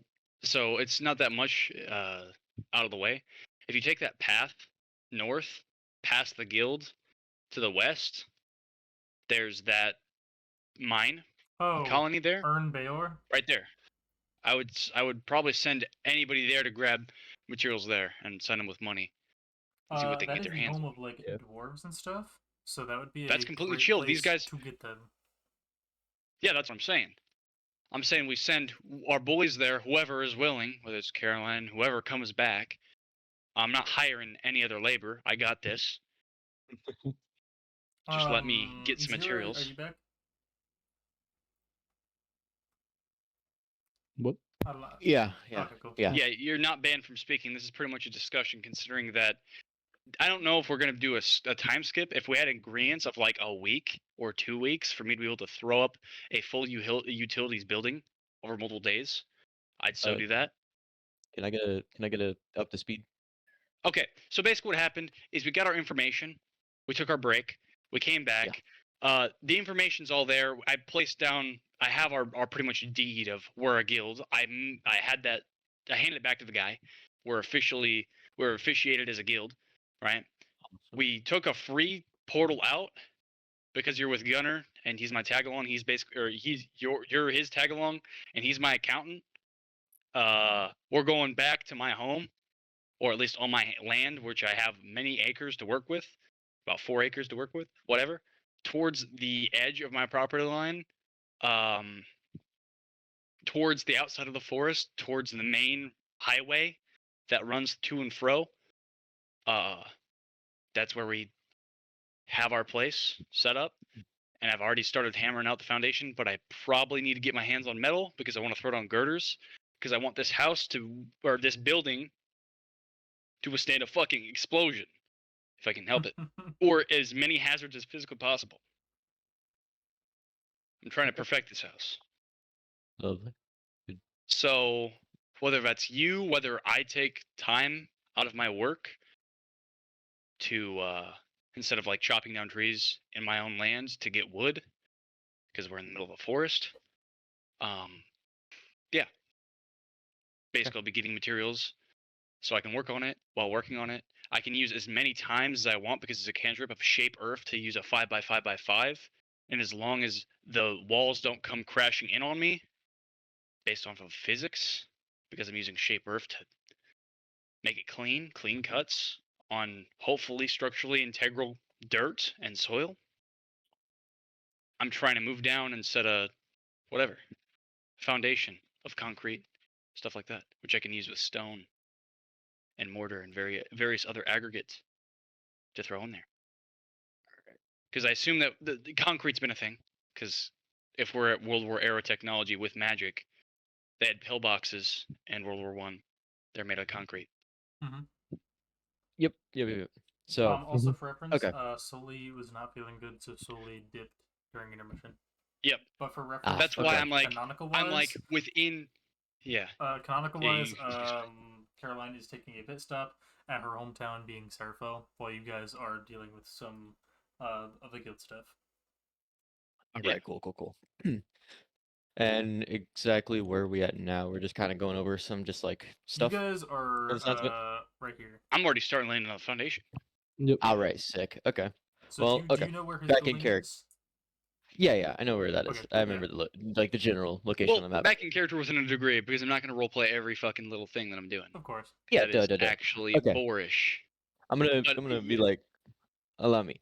I'm gonna be like, I'm gonna go to Milo. I'm gonna be like, okay, so where do you need me? Well, I've got the building together. And he's our accountant. If you could run out various places, get stuff that I can't get here. I can't source my own metal here. This isn't a mine. I want to be able to. I'm gonna like take him by the shoulder, kind of almost fatherly, even though we're the same fucking age, and it's weird. I'm just a weird dude. I'm eccentric as fuck. Yeah. Hold on, let me take you to the papers over here. See what I'm saying? It's the building is based off of a perfect square, like out of character, like it's Minecraft. Let's go. We didn't have that yet. Wait a minute. No, we don't have that yet. But oh man, with squares, with like if we look at a block, right? With squares, you can make triangles. Triangles are the strongest, most stable shape you can have. If I get metal to outline those shapes, then it's going to be strong enough to run a car through the building, and the car we're just going to have to stop moving. Period. Whatever. It's not going to make it through the building.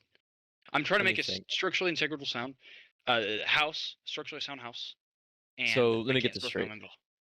You're just asking me to run off and go see if I can either purchase or find ways of getting metal for us. Well, correct. I know a place to the northwest. Erner Bar is home of dwarves. You know, whatever. They got a mountain. They'd be digging holes, making holes and stuff. Getting metal. That's probably the best place to source it. If you tell them exactly what they're doing, they'd probably shit themselves with glee, knowing the fact that literally like 4 dudes are going to put up a house like literally in two weeks. Okay. Well, I can begin heading off that way, I believe, and start trying to get us that stuff. You think that they'll just like, if I ask very nicely, they'll hand it over? You said you know the general. Well, no, we got money in the account, and I think that it's going to be valuable to be able to, with resources, if we can get it in mass. I think that's the best place to get it in mass, considering that they probably still to this day are mining that place out for more materials. Is the best place to buy it in bulk, because it's not like you can just walk up to a blacksmith shop where they have finite resources and say, hey, give me all your iron bars. I need to put up a house. See what I'm saying? Okay.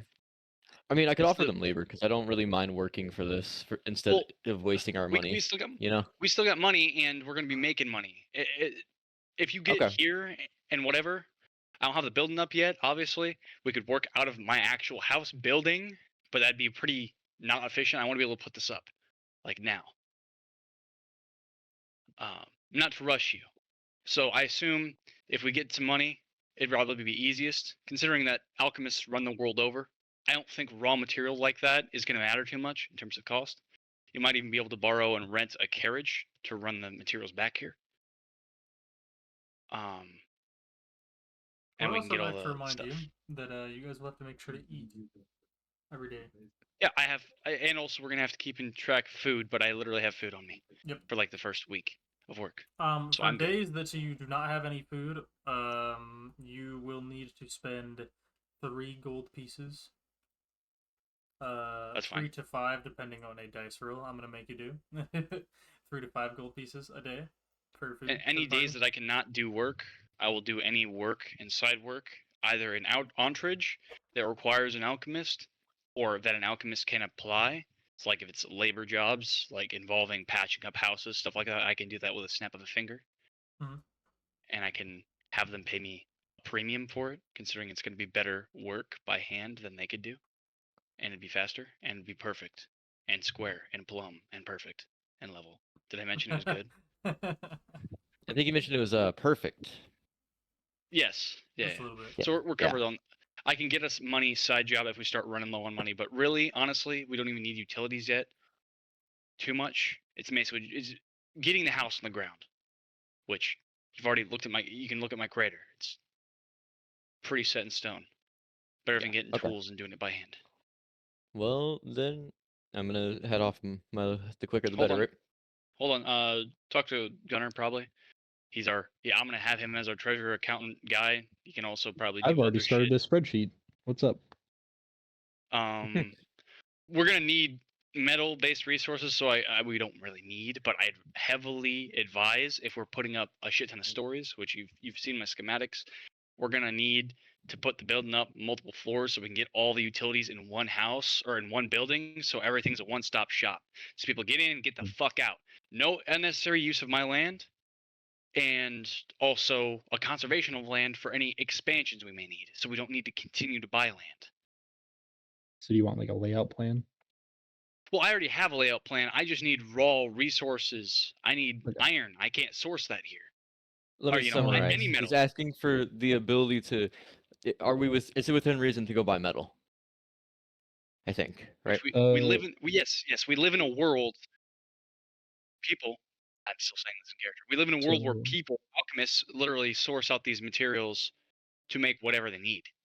So buying in bulk, up to Erner Bauer, is probably not terrible to buy in bulk. So without Caroline currently, we have $50. And the current price of iron per pound is way out of our resources range. I don't know.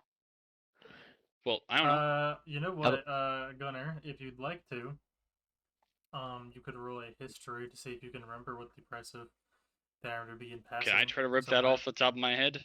Yeah, that's fine. Where is... This is important. I can't read. Oh, there it is. Actually, wait, couldn't... I rolled a 15. Nice. Couldn't you what? I mean, considering I know the shop pretty well because I lived or live still with Gunnar, I would probably know as well. The shop price. You can try and roll. I don't mind. Yeah, yeah, throw it in there. Yeah, I didn't want to just like... together. I didn't want to just be like, I would know this for sure. History, you know? history. Yeah, history. Oh. Oh, you're rolling with a disadvantage for some reason. My bad. That doesn't matter. I'll take the 17. I'll take the 17. It's it was still a disadvantage from the last time we fought. Yeah.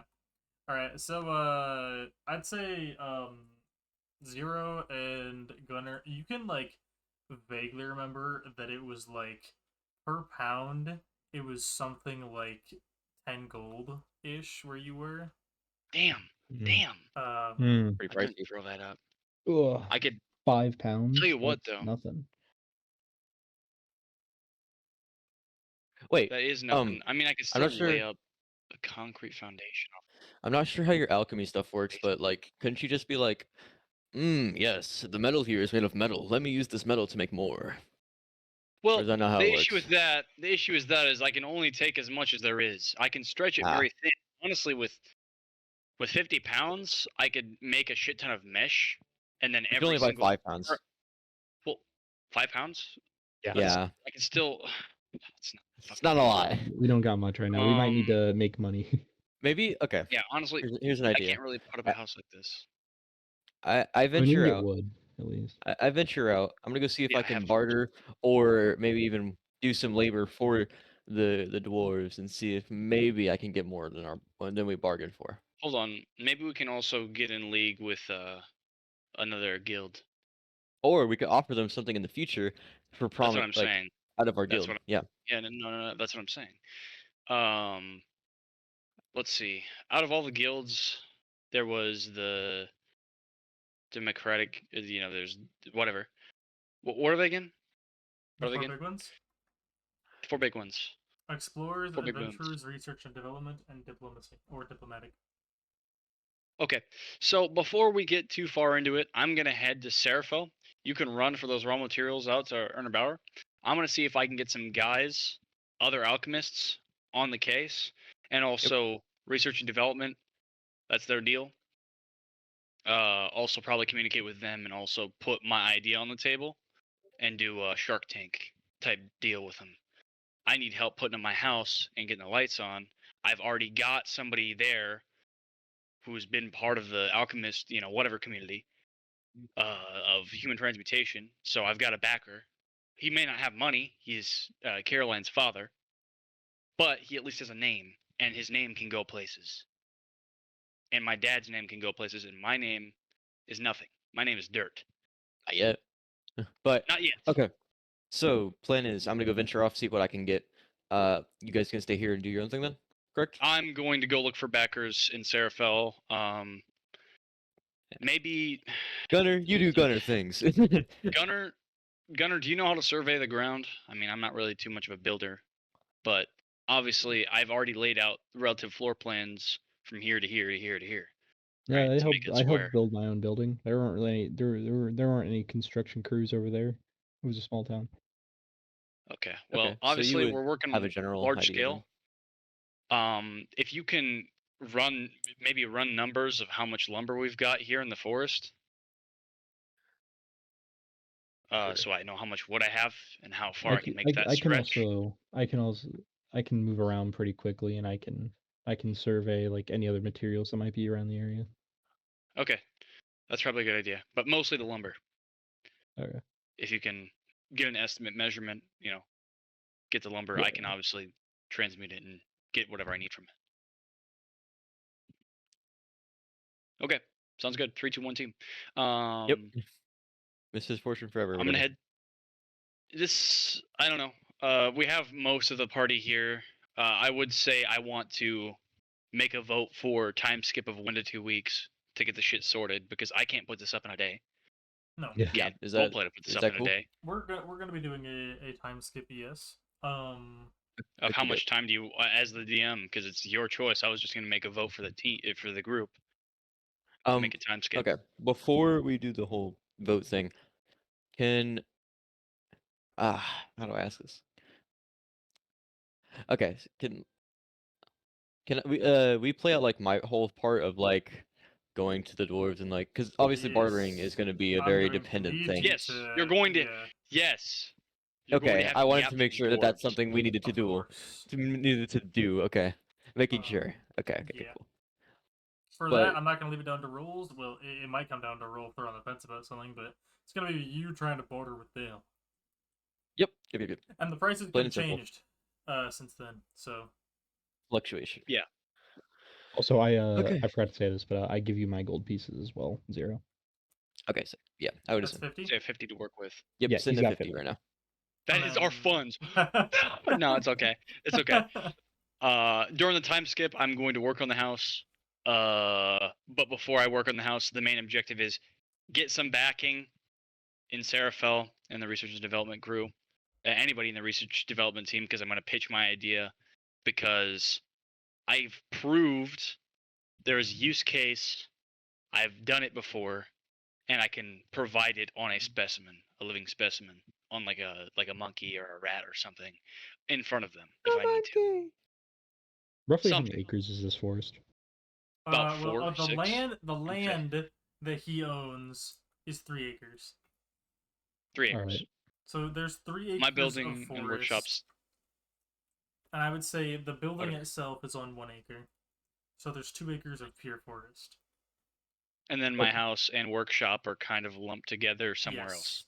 I assume it's probably another acre, so there's another acre of play. Well, there's Okay. there's 3 acres. 1 acre is the house and the workshop and whatever. That's what I'm saying. That's what I'm Okay. saying. There's 1 acre of play, there's 1 acre of building, and there's 1 acre of my home Okay. and workshop, Gotcha. Right. which I can renovate my house to actually house us if I need to. So I'll put it this way. For every day you guys do not have food. So for example, if you'll need to send food with the 0 if he's gonna be gone for more than Yeah, a day. that's fine. The He's trip also to taking Erner 50 Bayor gold. is not gonna take a whole day there and back. By the way. Yeah. I mean, it might if he's carrying stuff though, or renting a carriage or something like that. Especially because the day has already been going by. So, basically any day that you will not have food or you don't have food, you can either choose to go without food and suffer the penalties, or spend 3 to 5 gold to get a meal for the day. Might I ask what are the penalties? The penalties are you will get like disadvantages on certain. Essentially, for those of you who know, it is essentially levels of exhaustion. Okay. Ooh. So you will slowly lose movement penalties, or you'll slowly get movement penalties. You'll lose, you'll get disadvantage on like everything. You know, you know how it be when you start starving. The typical bad days. stuff that you want to avoid. You're not gonna fall over. I mean, you're not gonna fall over if too long. Well, yeah, no, I'm saying that like one day without eating and you no manual labor, you're not gonna actually just immediately fucking drop dead, so you're okay. If you're just trying to yap at some dwarves, you're gonna be okay. I have 6 days. I'm probably gonna split it up 2-2-2. I still have my. Wait, don't you have that food in your freaking sack? That's what I'm talking about. That's what I'm talking about. And they're good meals. 5 meals. Sorry, I'm splitting up 2-2-1. My side is 1. I'll keep 1 to myself. So you guys are only required to eat 1 meal a day. But occasionally, if you do end up eating 3 meals a day, you may get a benefit. I can't tell you what that is, though. Okay. The fucking so tasty from Monster Hunter Wilds or any of the Monster Hunters. The buffs. Dude, the gourmet food that game, they make a freaking piece of raw meat look good. They do. We're gonna have a cat grill friend, okay? Okay. We're gonna anyways, have a cat grill friend. Yes. Okay, so you're gonna run up north. You do your yapping. I'm gonna shut the fuck up. All right. So, are you heading straight from the house to Erner Bayor? Yeah. Okay, I would assume. I don't have a reason to stop. Right. If you could, please roll me a d20. God, you scared me. By the time you get to Erner Bayor, it will be nighttime. 11. All right. You make it to Erner Bayor.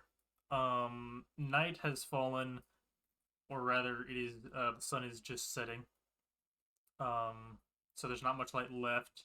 You can assume by the time you come out of here, probably, or start heading home, it'll probably be dark. So you may want to start thinking of lodging, unless you want to travel through the night. That is fine. So you walk into Erner Bayor, and as you can see, there's kind of a path on the side. So there's just this tunnel in the mountain towards the bottom here.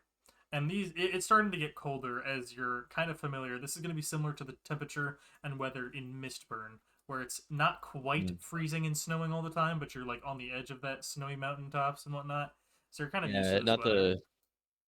Not necessarily fun weather, but not going to kill me. Yeah.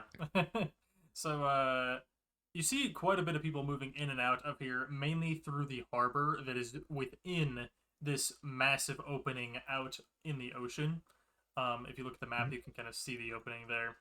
But you go inside, and you're greeted with all these torches lining the tunnels, which this tunnel is quite wide, as you see whole carts going through past you, and people, whole families walking by, different races, dwarves, elves, etc., etc. And you continue walking in, and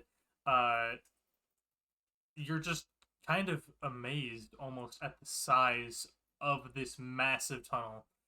Essentially, the tunnel that you see all the ships going through connects to where you are, and the path you're on opens up into this large, long river that runs through. As far as you can see currently, all these torches line the walls. You hear pickaxes hitting the walls as these dwarves are mining out of these tunnels with very with a lot of accuracy and precision, making sure not to lessen the mountain's structural soundness and whatnot. All right. You see a lot of people going down into the area, like closer to the water, and it appears to be opening up into the side, which there's another tunnel that leads into a bigger opening of what seems to be their town square.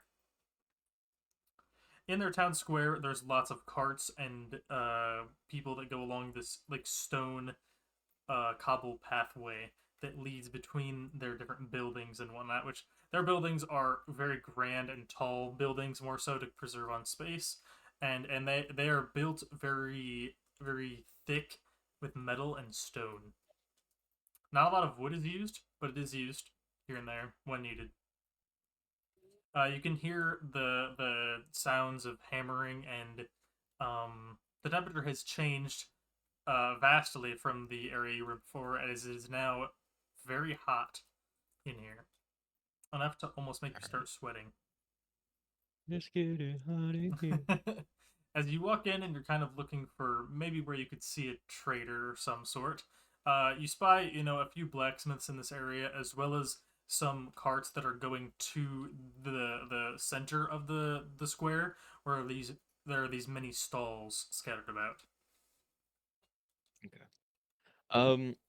If I look around, could I see anybody who like necessarily sticks out more than the others? Like someone who'd probably be like leading things. Roll a perception check, please. Okey doke.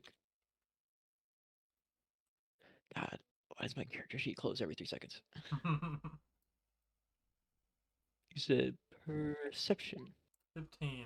Ooh, You not can't bad. really see any leader around here necessarily. There doesn't seem to be any form of governmental figure or even like a area designator or anything like that. Okay. Seems to So just mainly plan be the public is masses as well as the traders and whatnot. all right. I'm gonna walk over to one of the stalls and just kind of say hi, stop in, look at wares. You walk over to the stall, and this stall is built just like the other buildings. Um, and there's this dwarf that is currently sitting on this stool up.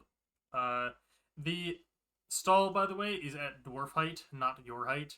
So to like see everything and look down, you have to crouch down. So he kind of sits there with all of his wares in the back. He has many different weapons and different. Some of them are magical, as you can see some runes in them. Some are even some mining tools as well, or mining helmets, etc., etc. He sells quite a bit of things. And he kind of looks at you up and down with his arms crossed, not in a bad way. He's just kind of eyeing you up. He doesn't say anything when you first woke up either. Hey, pal. Just want to stop in and see what do you have for sale? What are you looking for? Well, specifically, I'm looking to try and get my hands onto metals, but I'm willing to do quite a few things to get that. Ah, I see. Desperate for metals, are we? I wouldn't say desperate, but I'd say it'd be very No, I appreciative know of that getting look in some. your eyes. You're quite desperate. He turns around and grabs a very shiny piece, like a pound of metal. You can't quite tell what it is, but it looks just very shiny. Um, as he kind of covers it with mostly covers it with like a cloth or something. And how much exactly do you need? Well, how much are you willing to sell? More than you can afford, my friend. All right. You're asking a dwarf how Well, much metal he's willing to sell in Erner Beor. You must not be you're from right. around You're here. right. You're right. All right. Well, let me ask you this. So, is there anything around here that you and your fellow dwarves could make use out of that I could potentially offer you? Maybe a trade, perhaps? He kind of squints at you. What kind of things are you talking about? What do you have to offer to us dwarves? I asked you, what do you need? I can help accommodate. Well, see here mostly, especially because our relative closeness to Serafel, we have access to a lot of alchemy. So a lot of our material resources and whatnot, we're not really in need of those. Got any magic? Got any magic? I'm gonna like hit the like the thinker pose, kind of like this, like pondering, right? um, hmm. I believe I could potentially help in some means. I can't promise you anything, but I can promise you I'll try my best. Well, unfortunately, your best ain't gonna get you nowhere Mm, mm. if it doesn't show results. Okay. Now, look, I gotta do some business. So, do you want this or do you not? Well, what are your prices? Well, for this here pound of metal, do you need pure metal or does it matter if it's mixed? I think I'll take whatever's cheaper. Mixed it is.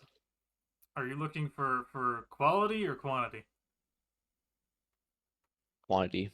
Quantity. I see. I see.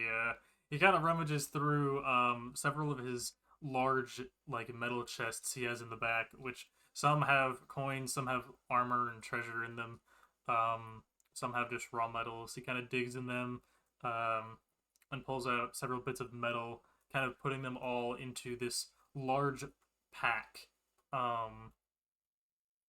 which appears to be a just like a backpack almost, but for like a miner's backpack or something like that. So he Okay. he kind of puts it all in here, and he sets it down on in front of the stall, easily. But as he sets it down, it slams down with a lot of force, as it is quite heavy. He seemingly doesn't think it is. Right here, I have enough for you, if you have the gold to buy it. Well, Now, I'm not sure name your how price. many pounds exactly I have here, but what exactly are you trying to do with it? Well, I'm looking to start the foundations of what's going to be a great guild. You see, that's Mm-hmm. what I was trying to offer you in return. Labor. We're gonna have plenty of alchemy, according to my friend. But you already said you got that. We might even have magic eventually. That's why I said I can promise you things Mm. in the future. And I'm not sure if there's necessarily a mining guild around here or anything similar that we could make use out of in return. But I would like to extend an offer to, in return, like benefit one another. So we could use your metal to build our guild, and once we get to our guild to where we need it to be, we can help return that. I wouldn't say necessarily alone, but I can see a great alliance between us potentially. Obviously, it is all down to you because Well, we my just need that friend, metal to I start think building. I think I can give you an offer.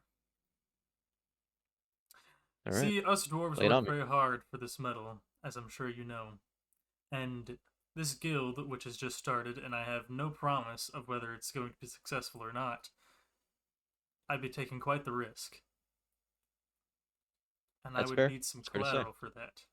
The collateral being, I can give you a 25% discount on this here metal, and then I get what you promised. Hmm. Okay. If those Now, might I ask? terms do change, we can keep in contact. All right, I'm gonna. Okay, I'm trying to think. Would I necessarily like have like a quote unquote like address? Like, how would I give him a location? You'd have to tell him Uh, where it is, just like by word of okay, mouth. yeah. Uh, so we're deciding to. I'm gonna like. I'm gonna ask him like, Hey, do you have a map any nearby so I can show you a location? Yes, I do actually. He'll turn around and grab one off of the shelf underneath like one of his desks or something. He'll grab it and pull it out. And where exactly are you stationed? Are you nearby? Yeah, relatively close. I mean, it wasn't more than a Hmm. day's walk. So okay, out of character. We live like north of Ontridge, correct? Like that Yeah, little house, yeah, that right? little house. That's exactly where you're at. Okay, making sure. I'm Yeah. gonna point that out to him. I'm gonna be like, okay, so we're deciding to make the beginnings of our guild right here. I'm gonna like say right here with as I emphasize it by like just tapping the map on that Hmm. on that location. All right. So, if in return for your offer, if anything ever goes awry, you'll know where to find us. But I promise you, this is going to be a deal that will help us all. I see. Based on your location, you're right out of Ontridge. Any elves going through could definitely be of use there. You're right by the guild. Say, would you be willing to put up a stall for me there? Hmm. Maybe I wouldn't work there personally, but maybe someone working under me could sell my wares there, including I to your like that guild. idea. I like that idea. But I think if we're making your own stall, we might need a bit more resource. Sound fair? Well, you'd get a discount on all my goods, and I'd be right there. I know, but we gotta build it off of something, right? Hmm. I'll give Help you me help you. I'll give you a 50% discount on these goods here instead of our agreed upon 75%. Hmm. And I'll even throw in a little bit better quality metals.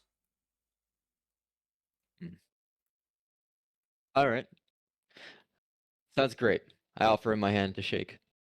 He shakes your hand with a very firm grip, almost a little painful. um, he shakes your hand and then he turns around and grabs some of these a little bit heavier metals and puts them into the bag.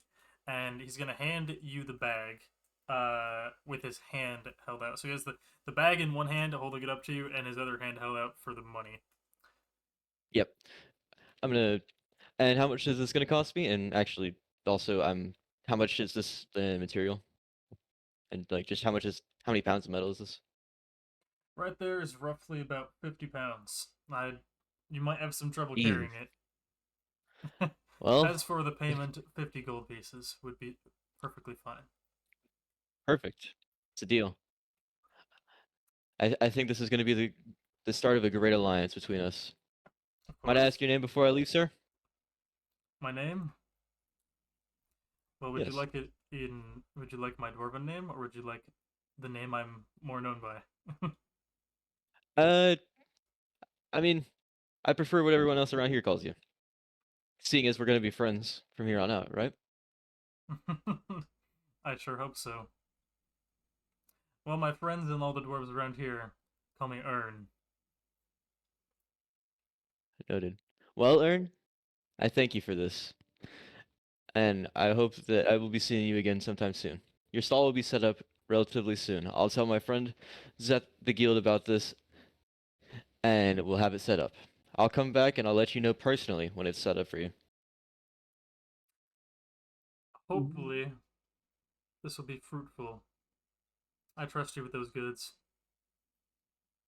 All right. I'm gonna He'll like. nod to you with a hopefully a what you seem to see a encouraging smile. All right. I'm gonna hand him my 50 gold and take the bag from him. And I'm gonna walk out and begin my trek back, Can even you though 50 roll pounds is gonna be. a strength check, please? Yep. Strength saving throw. Saving throw. All right. Oh yeah. Bam. You pick it up and fold I- like a fucking omelet. don't He don't hands even it give to him you. ideas, man. He hands it to you with one hand as he takes the gold, and you grab it with your other hand, and it just falls onto the stall, and you have to take your other hand and haul it over your back. Alright. So, It is currently nighttime. What would you wish to do? Would you wish to travel through the night? It's not too far of a distance, but it is at night. Or would you wish to find lodging? would you say that our How locations much money did you is spend? 50. all 50 of our gold? Okay, I You're will put that. But you got 50. You got 50 pounds. Okay, that was 1 gold I per got pound. one for one, bro. No, That was I'm some saying great that's haggling, chill. bro. No, that's great. You know how much I could do with 50 pounds of that? That is A lot. literally And you guys still do have mixed some with of concrete. Caroline's money. Well, not yet. I updated but... the accounting sheet. I updated the accounting sheet. Dude, it's gonna be so funny. So, how'd you guys fare in setting up the place? We're broke. Give us your money. We're No broke. money. No, but we're networking, okay? I've still got to do my goddamn Shark Tank experience with the fucking But these yeah, assholes in Serapho. No, so would you say that the location that or like that I'm going to be meandering through is necessarily dangerous? Like during night? Like Not really, what are the odds considering of you're me passing encountering by a something? major guild which has security. So it's not known Yep. for Okay. being And if dangerous, but things can happen. and if there's animals, you have a gun. You have a gun, and animals are afraid of Right. guns. Okay.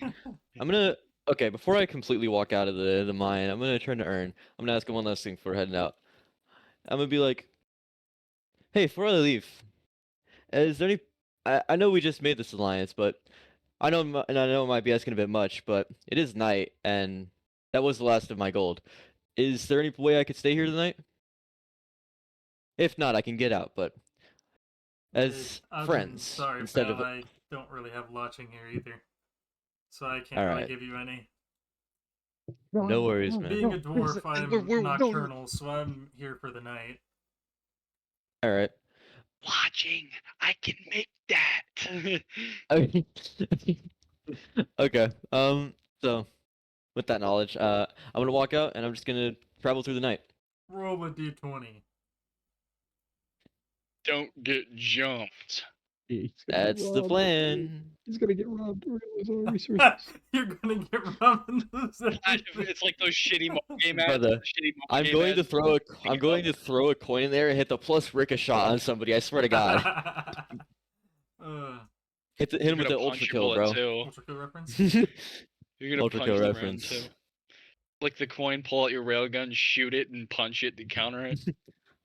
For real, bro. Like, I Um. don't think anybody wants to rob me. I've got that big iron. All right. You're walking through the road, and you're fine. Nothing happens. You just walk. You make Yeah, it no, back I'm down. just like, dude. But when you get near I'm not- the Research and Development Guild, there's gonna be a guard that's been patrolling around here far out, and he's gonna walk up to you with a blade in hand. He has a sword and shield. He's not like trying to run at you and attack you, but he has one in hand. He walks over to you pretty calmly. He has a mask on and everything, so you can't really see him. And he asks you, "What are you doing out so late at night, might I ask?" Just a traveler heading back to home. And where is home for you? Pretty close to here. I'm gonna just be very vague on purpose. Define very close to here. Like walking distance.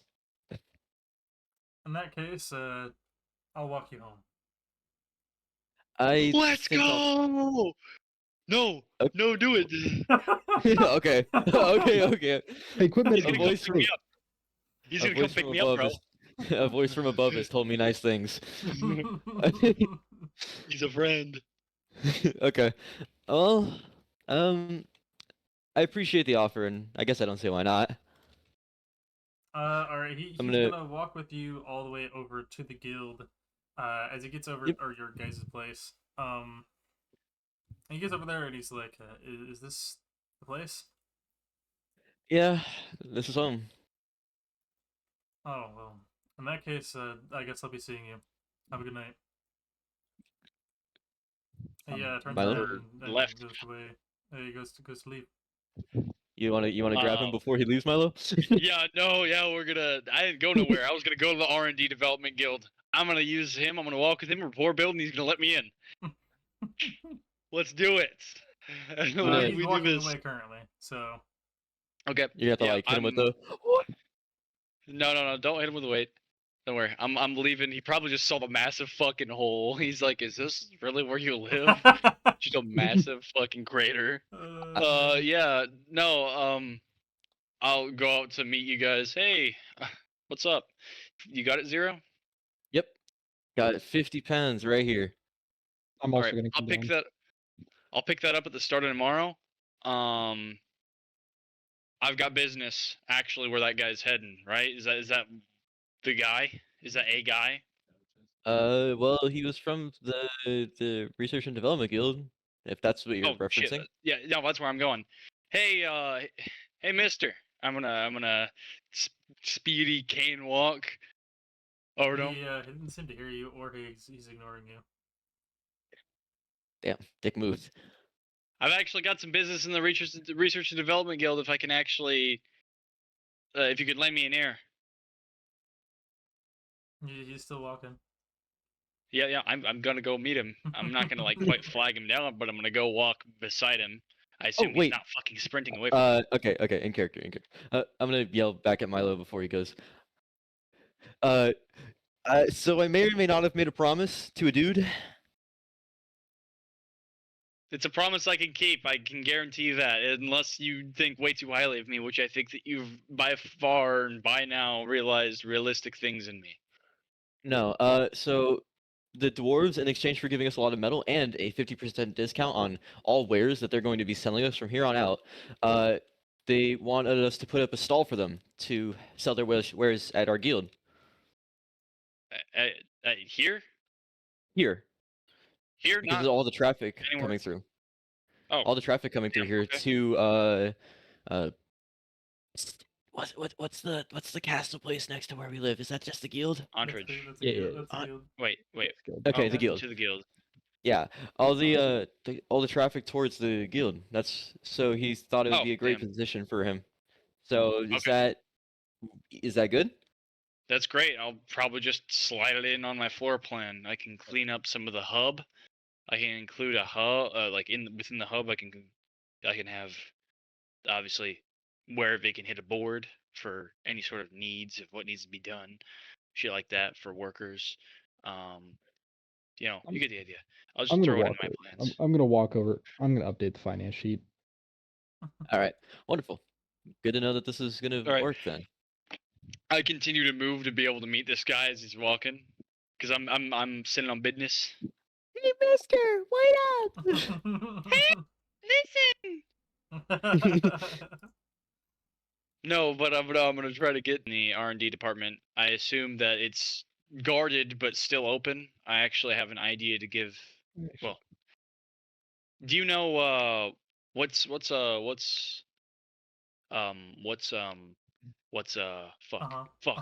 Yeah. no shit no shit who's oh shit bro's father no shit no it's gone no I'm shitting the bed Caroline's father's name. I'm gonna name drop it. I'm gonna fucking drop names right now. I'm name dropping. What's his name? You just ask Caroline. But I literally know him. He's my dad's pieces. He's my dad's colleague. I should know. No, you can just use Fuck. a placeholder now. For now. Huh? You could use the placeholder. Okay. I don't Do you know have Billy that Bob? Do you know Billy Bob Junior? Whatever the fuck. You know? Do you know? Wah. Yeah. He should be affiliated with the R&D department. When I stopped by, in Serafel, I kind of got him to, well, potentially co-sign off on an agreement to push forward for one of the field of R&D, and I'd like to list my idea off or pitch my idea to a conference, if I can, in order to get backing.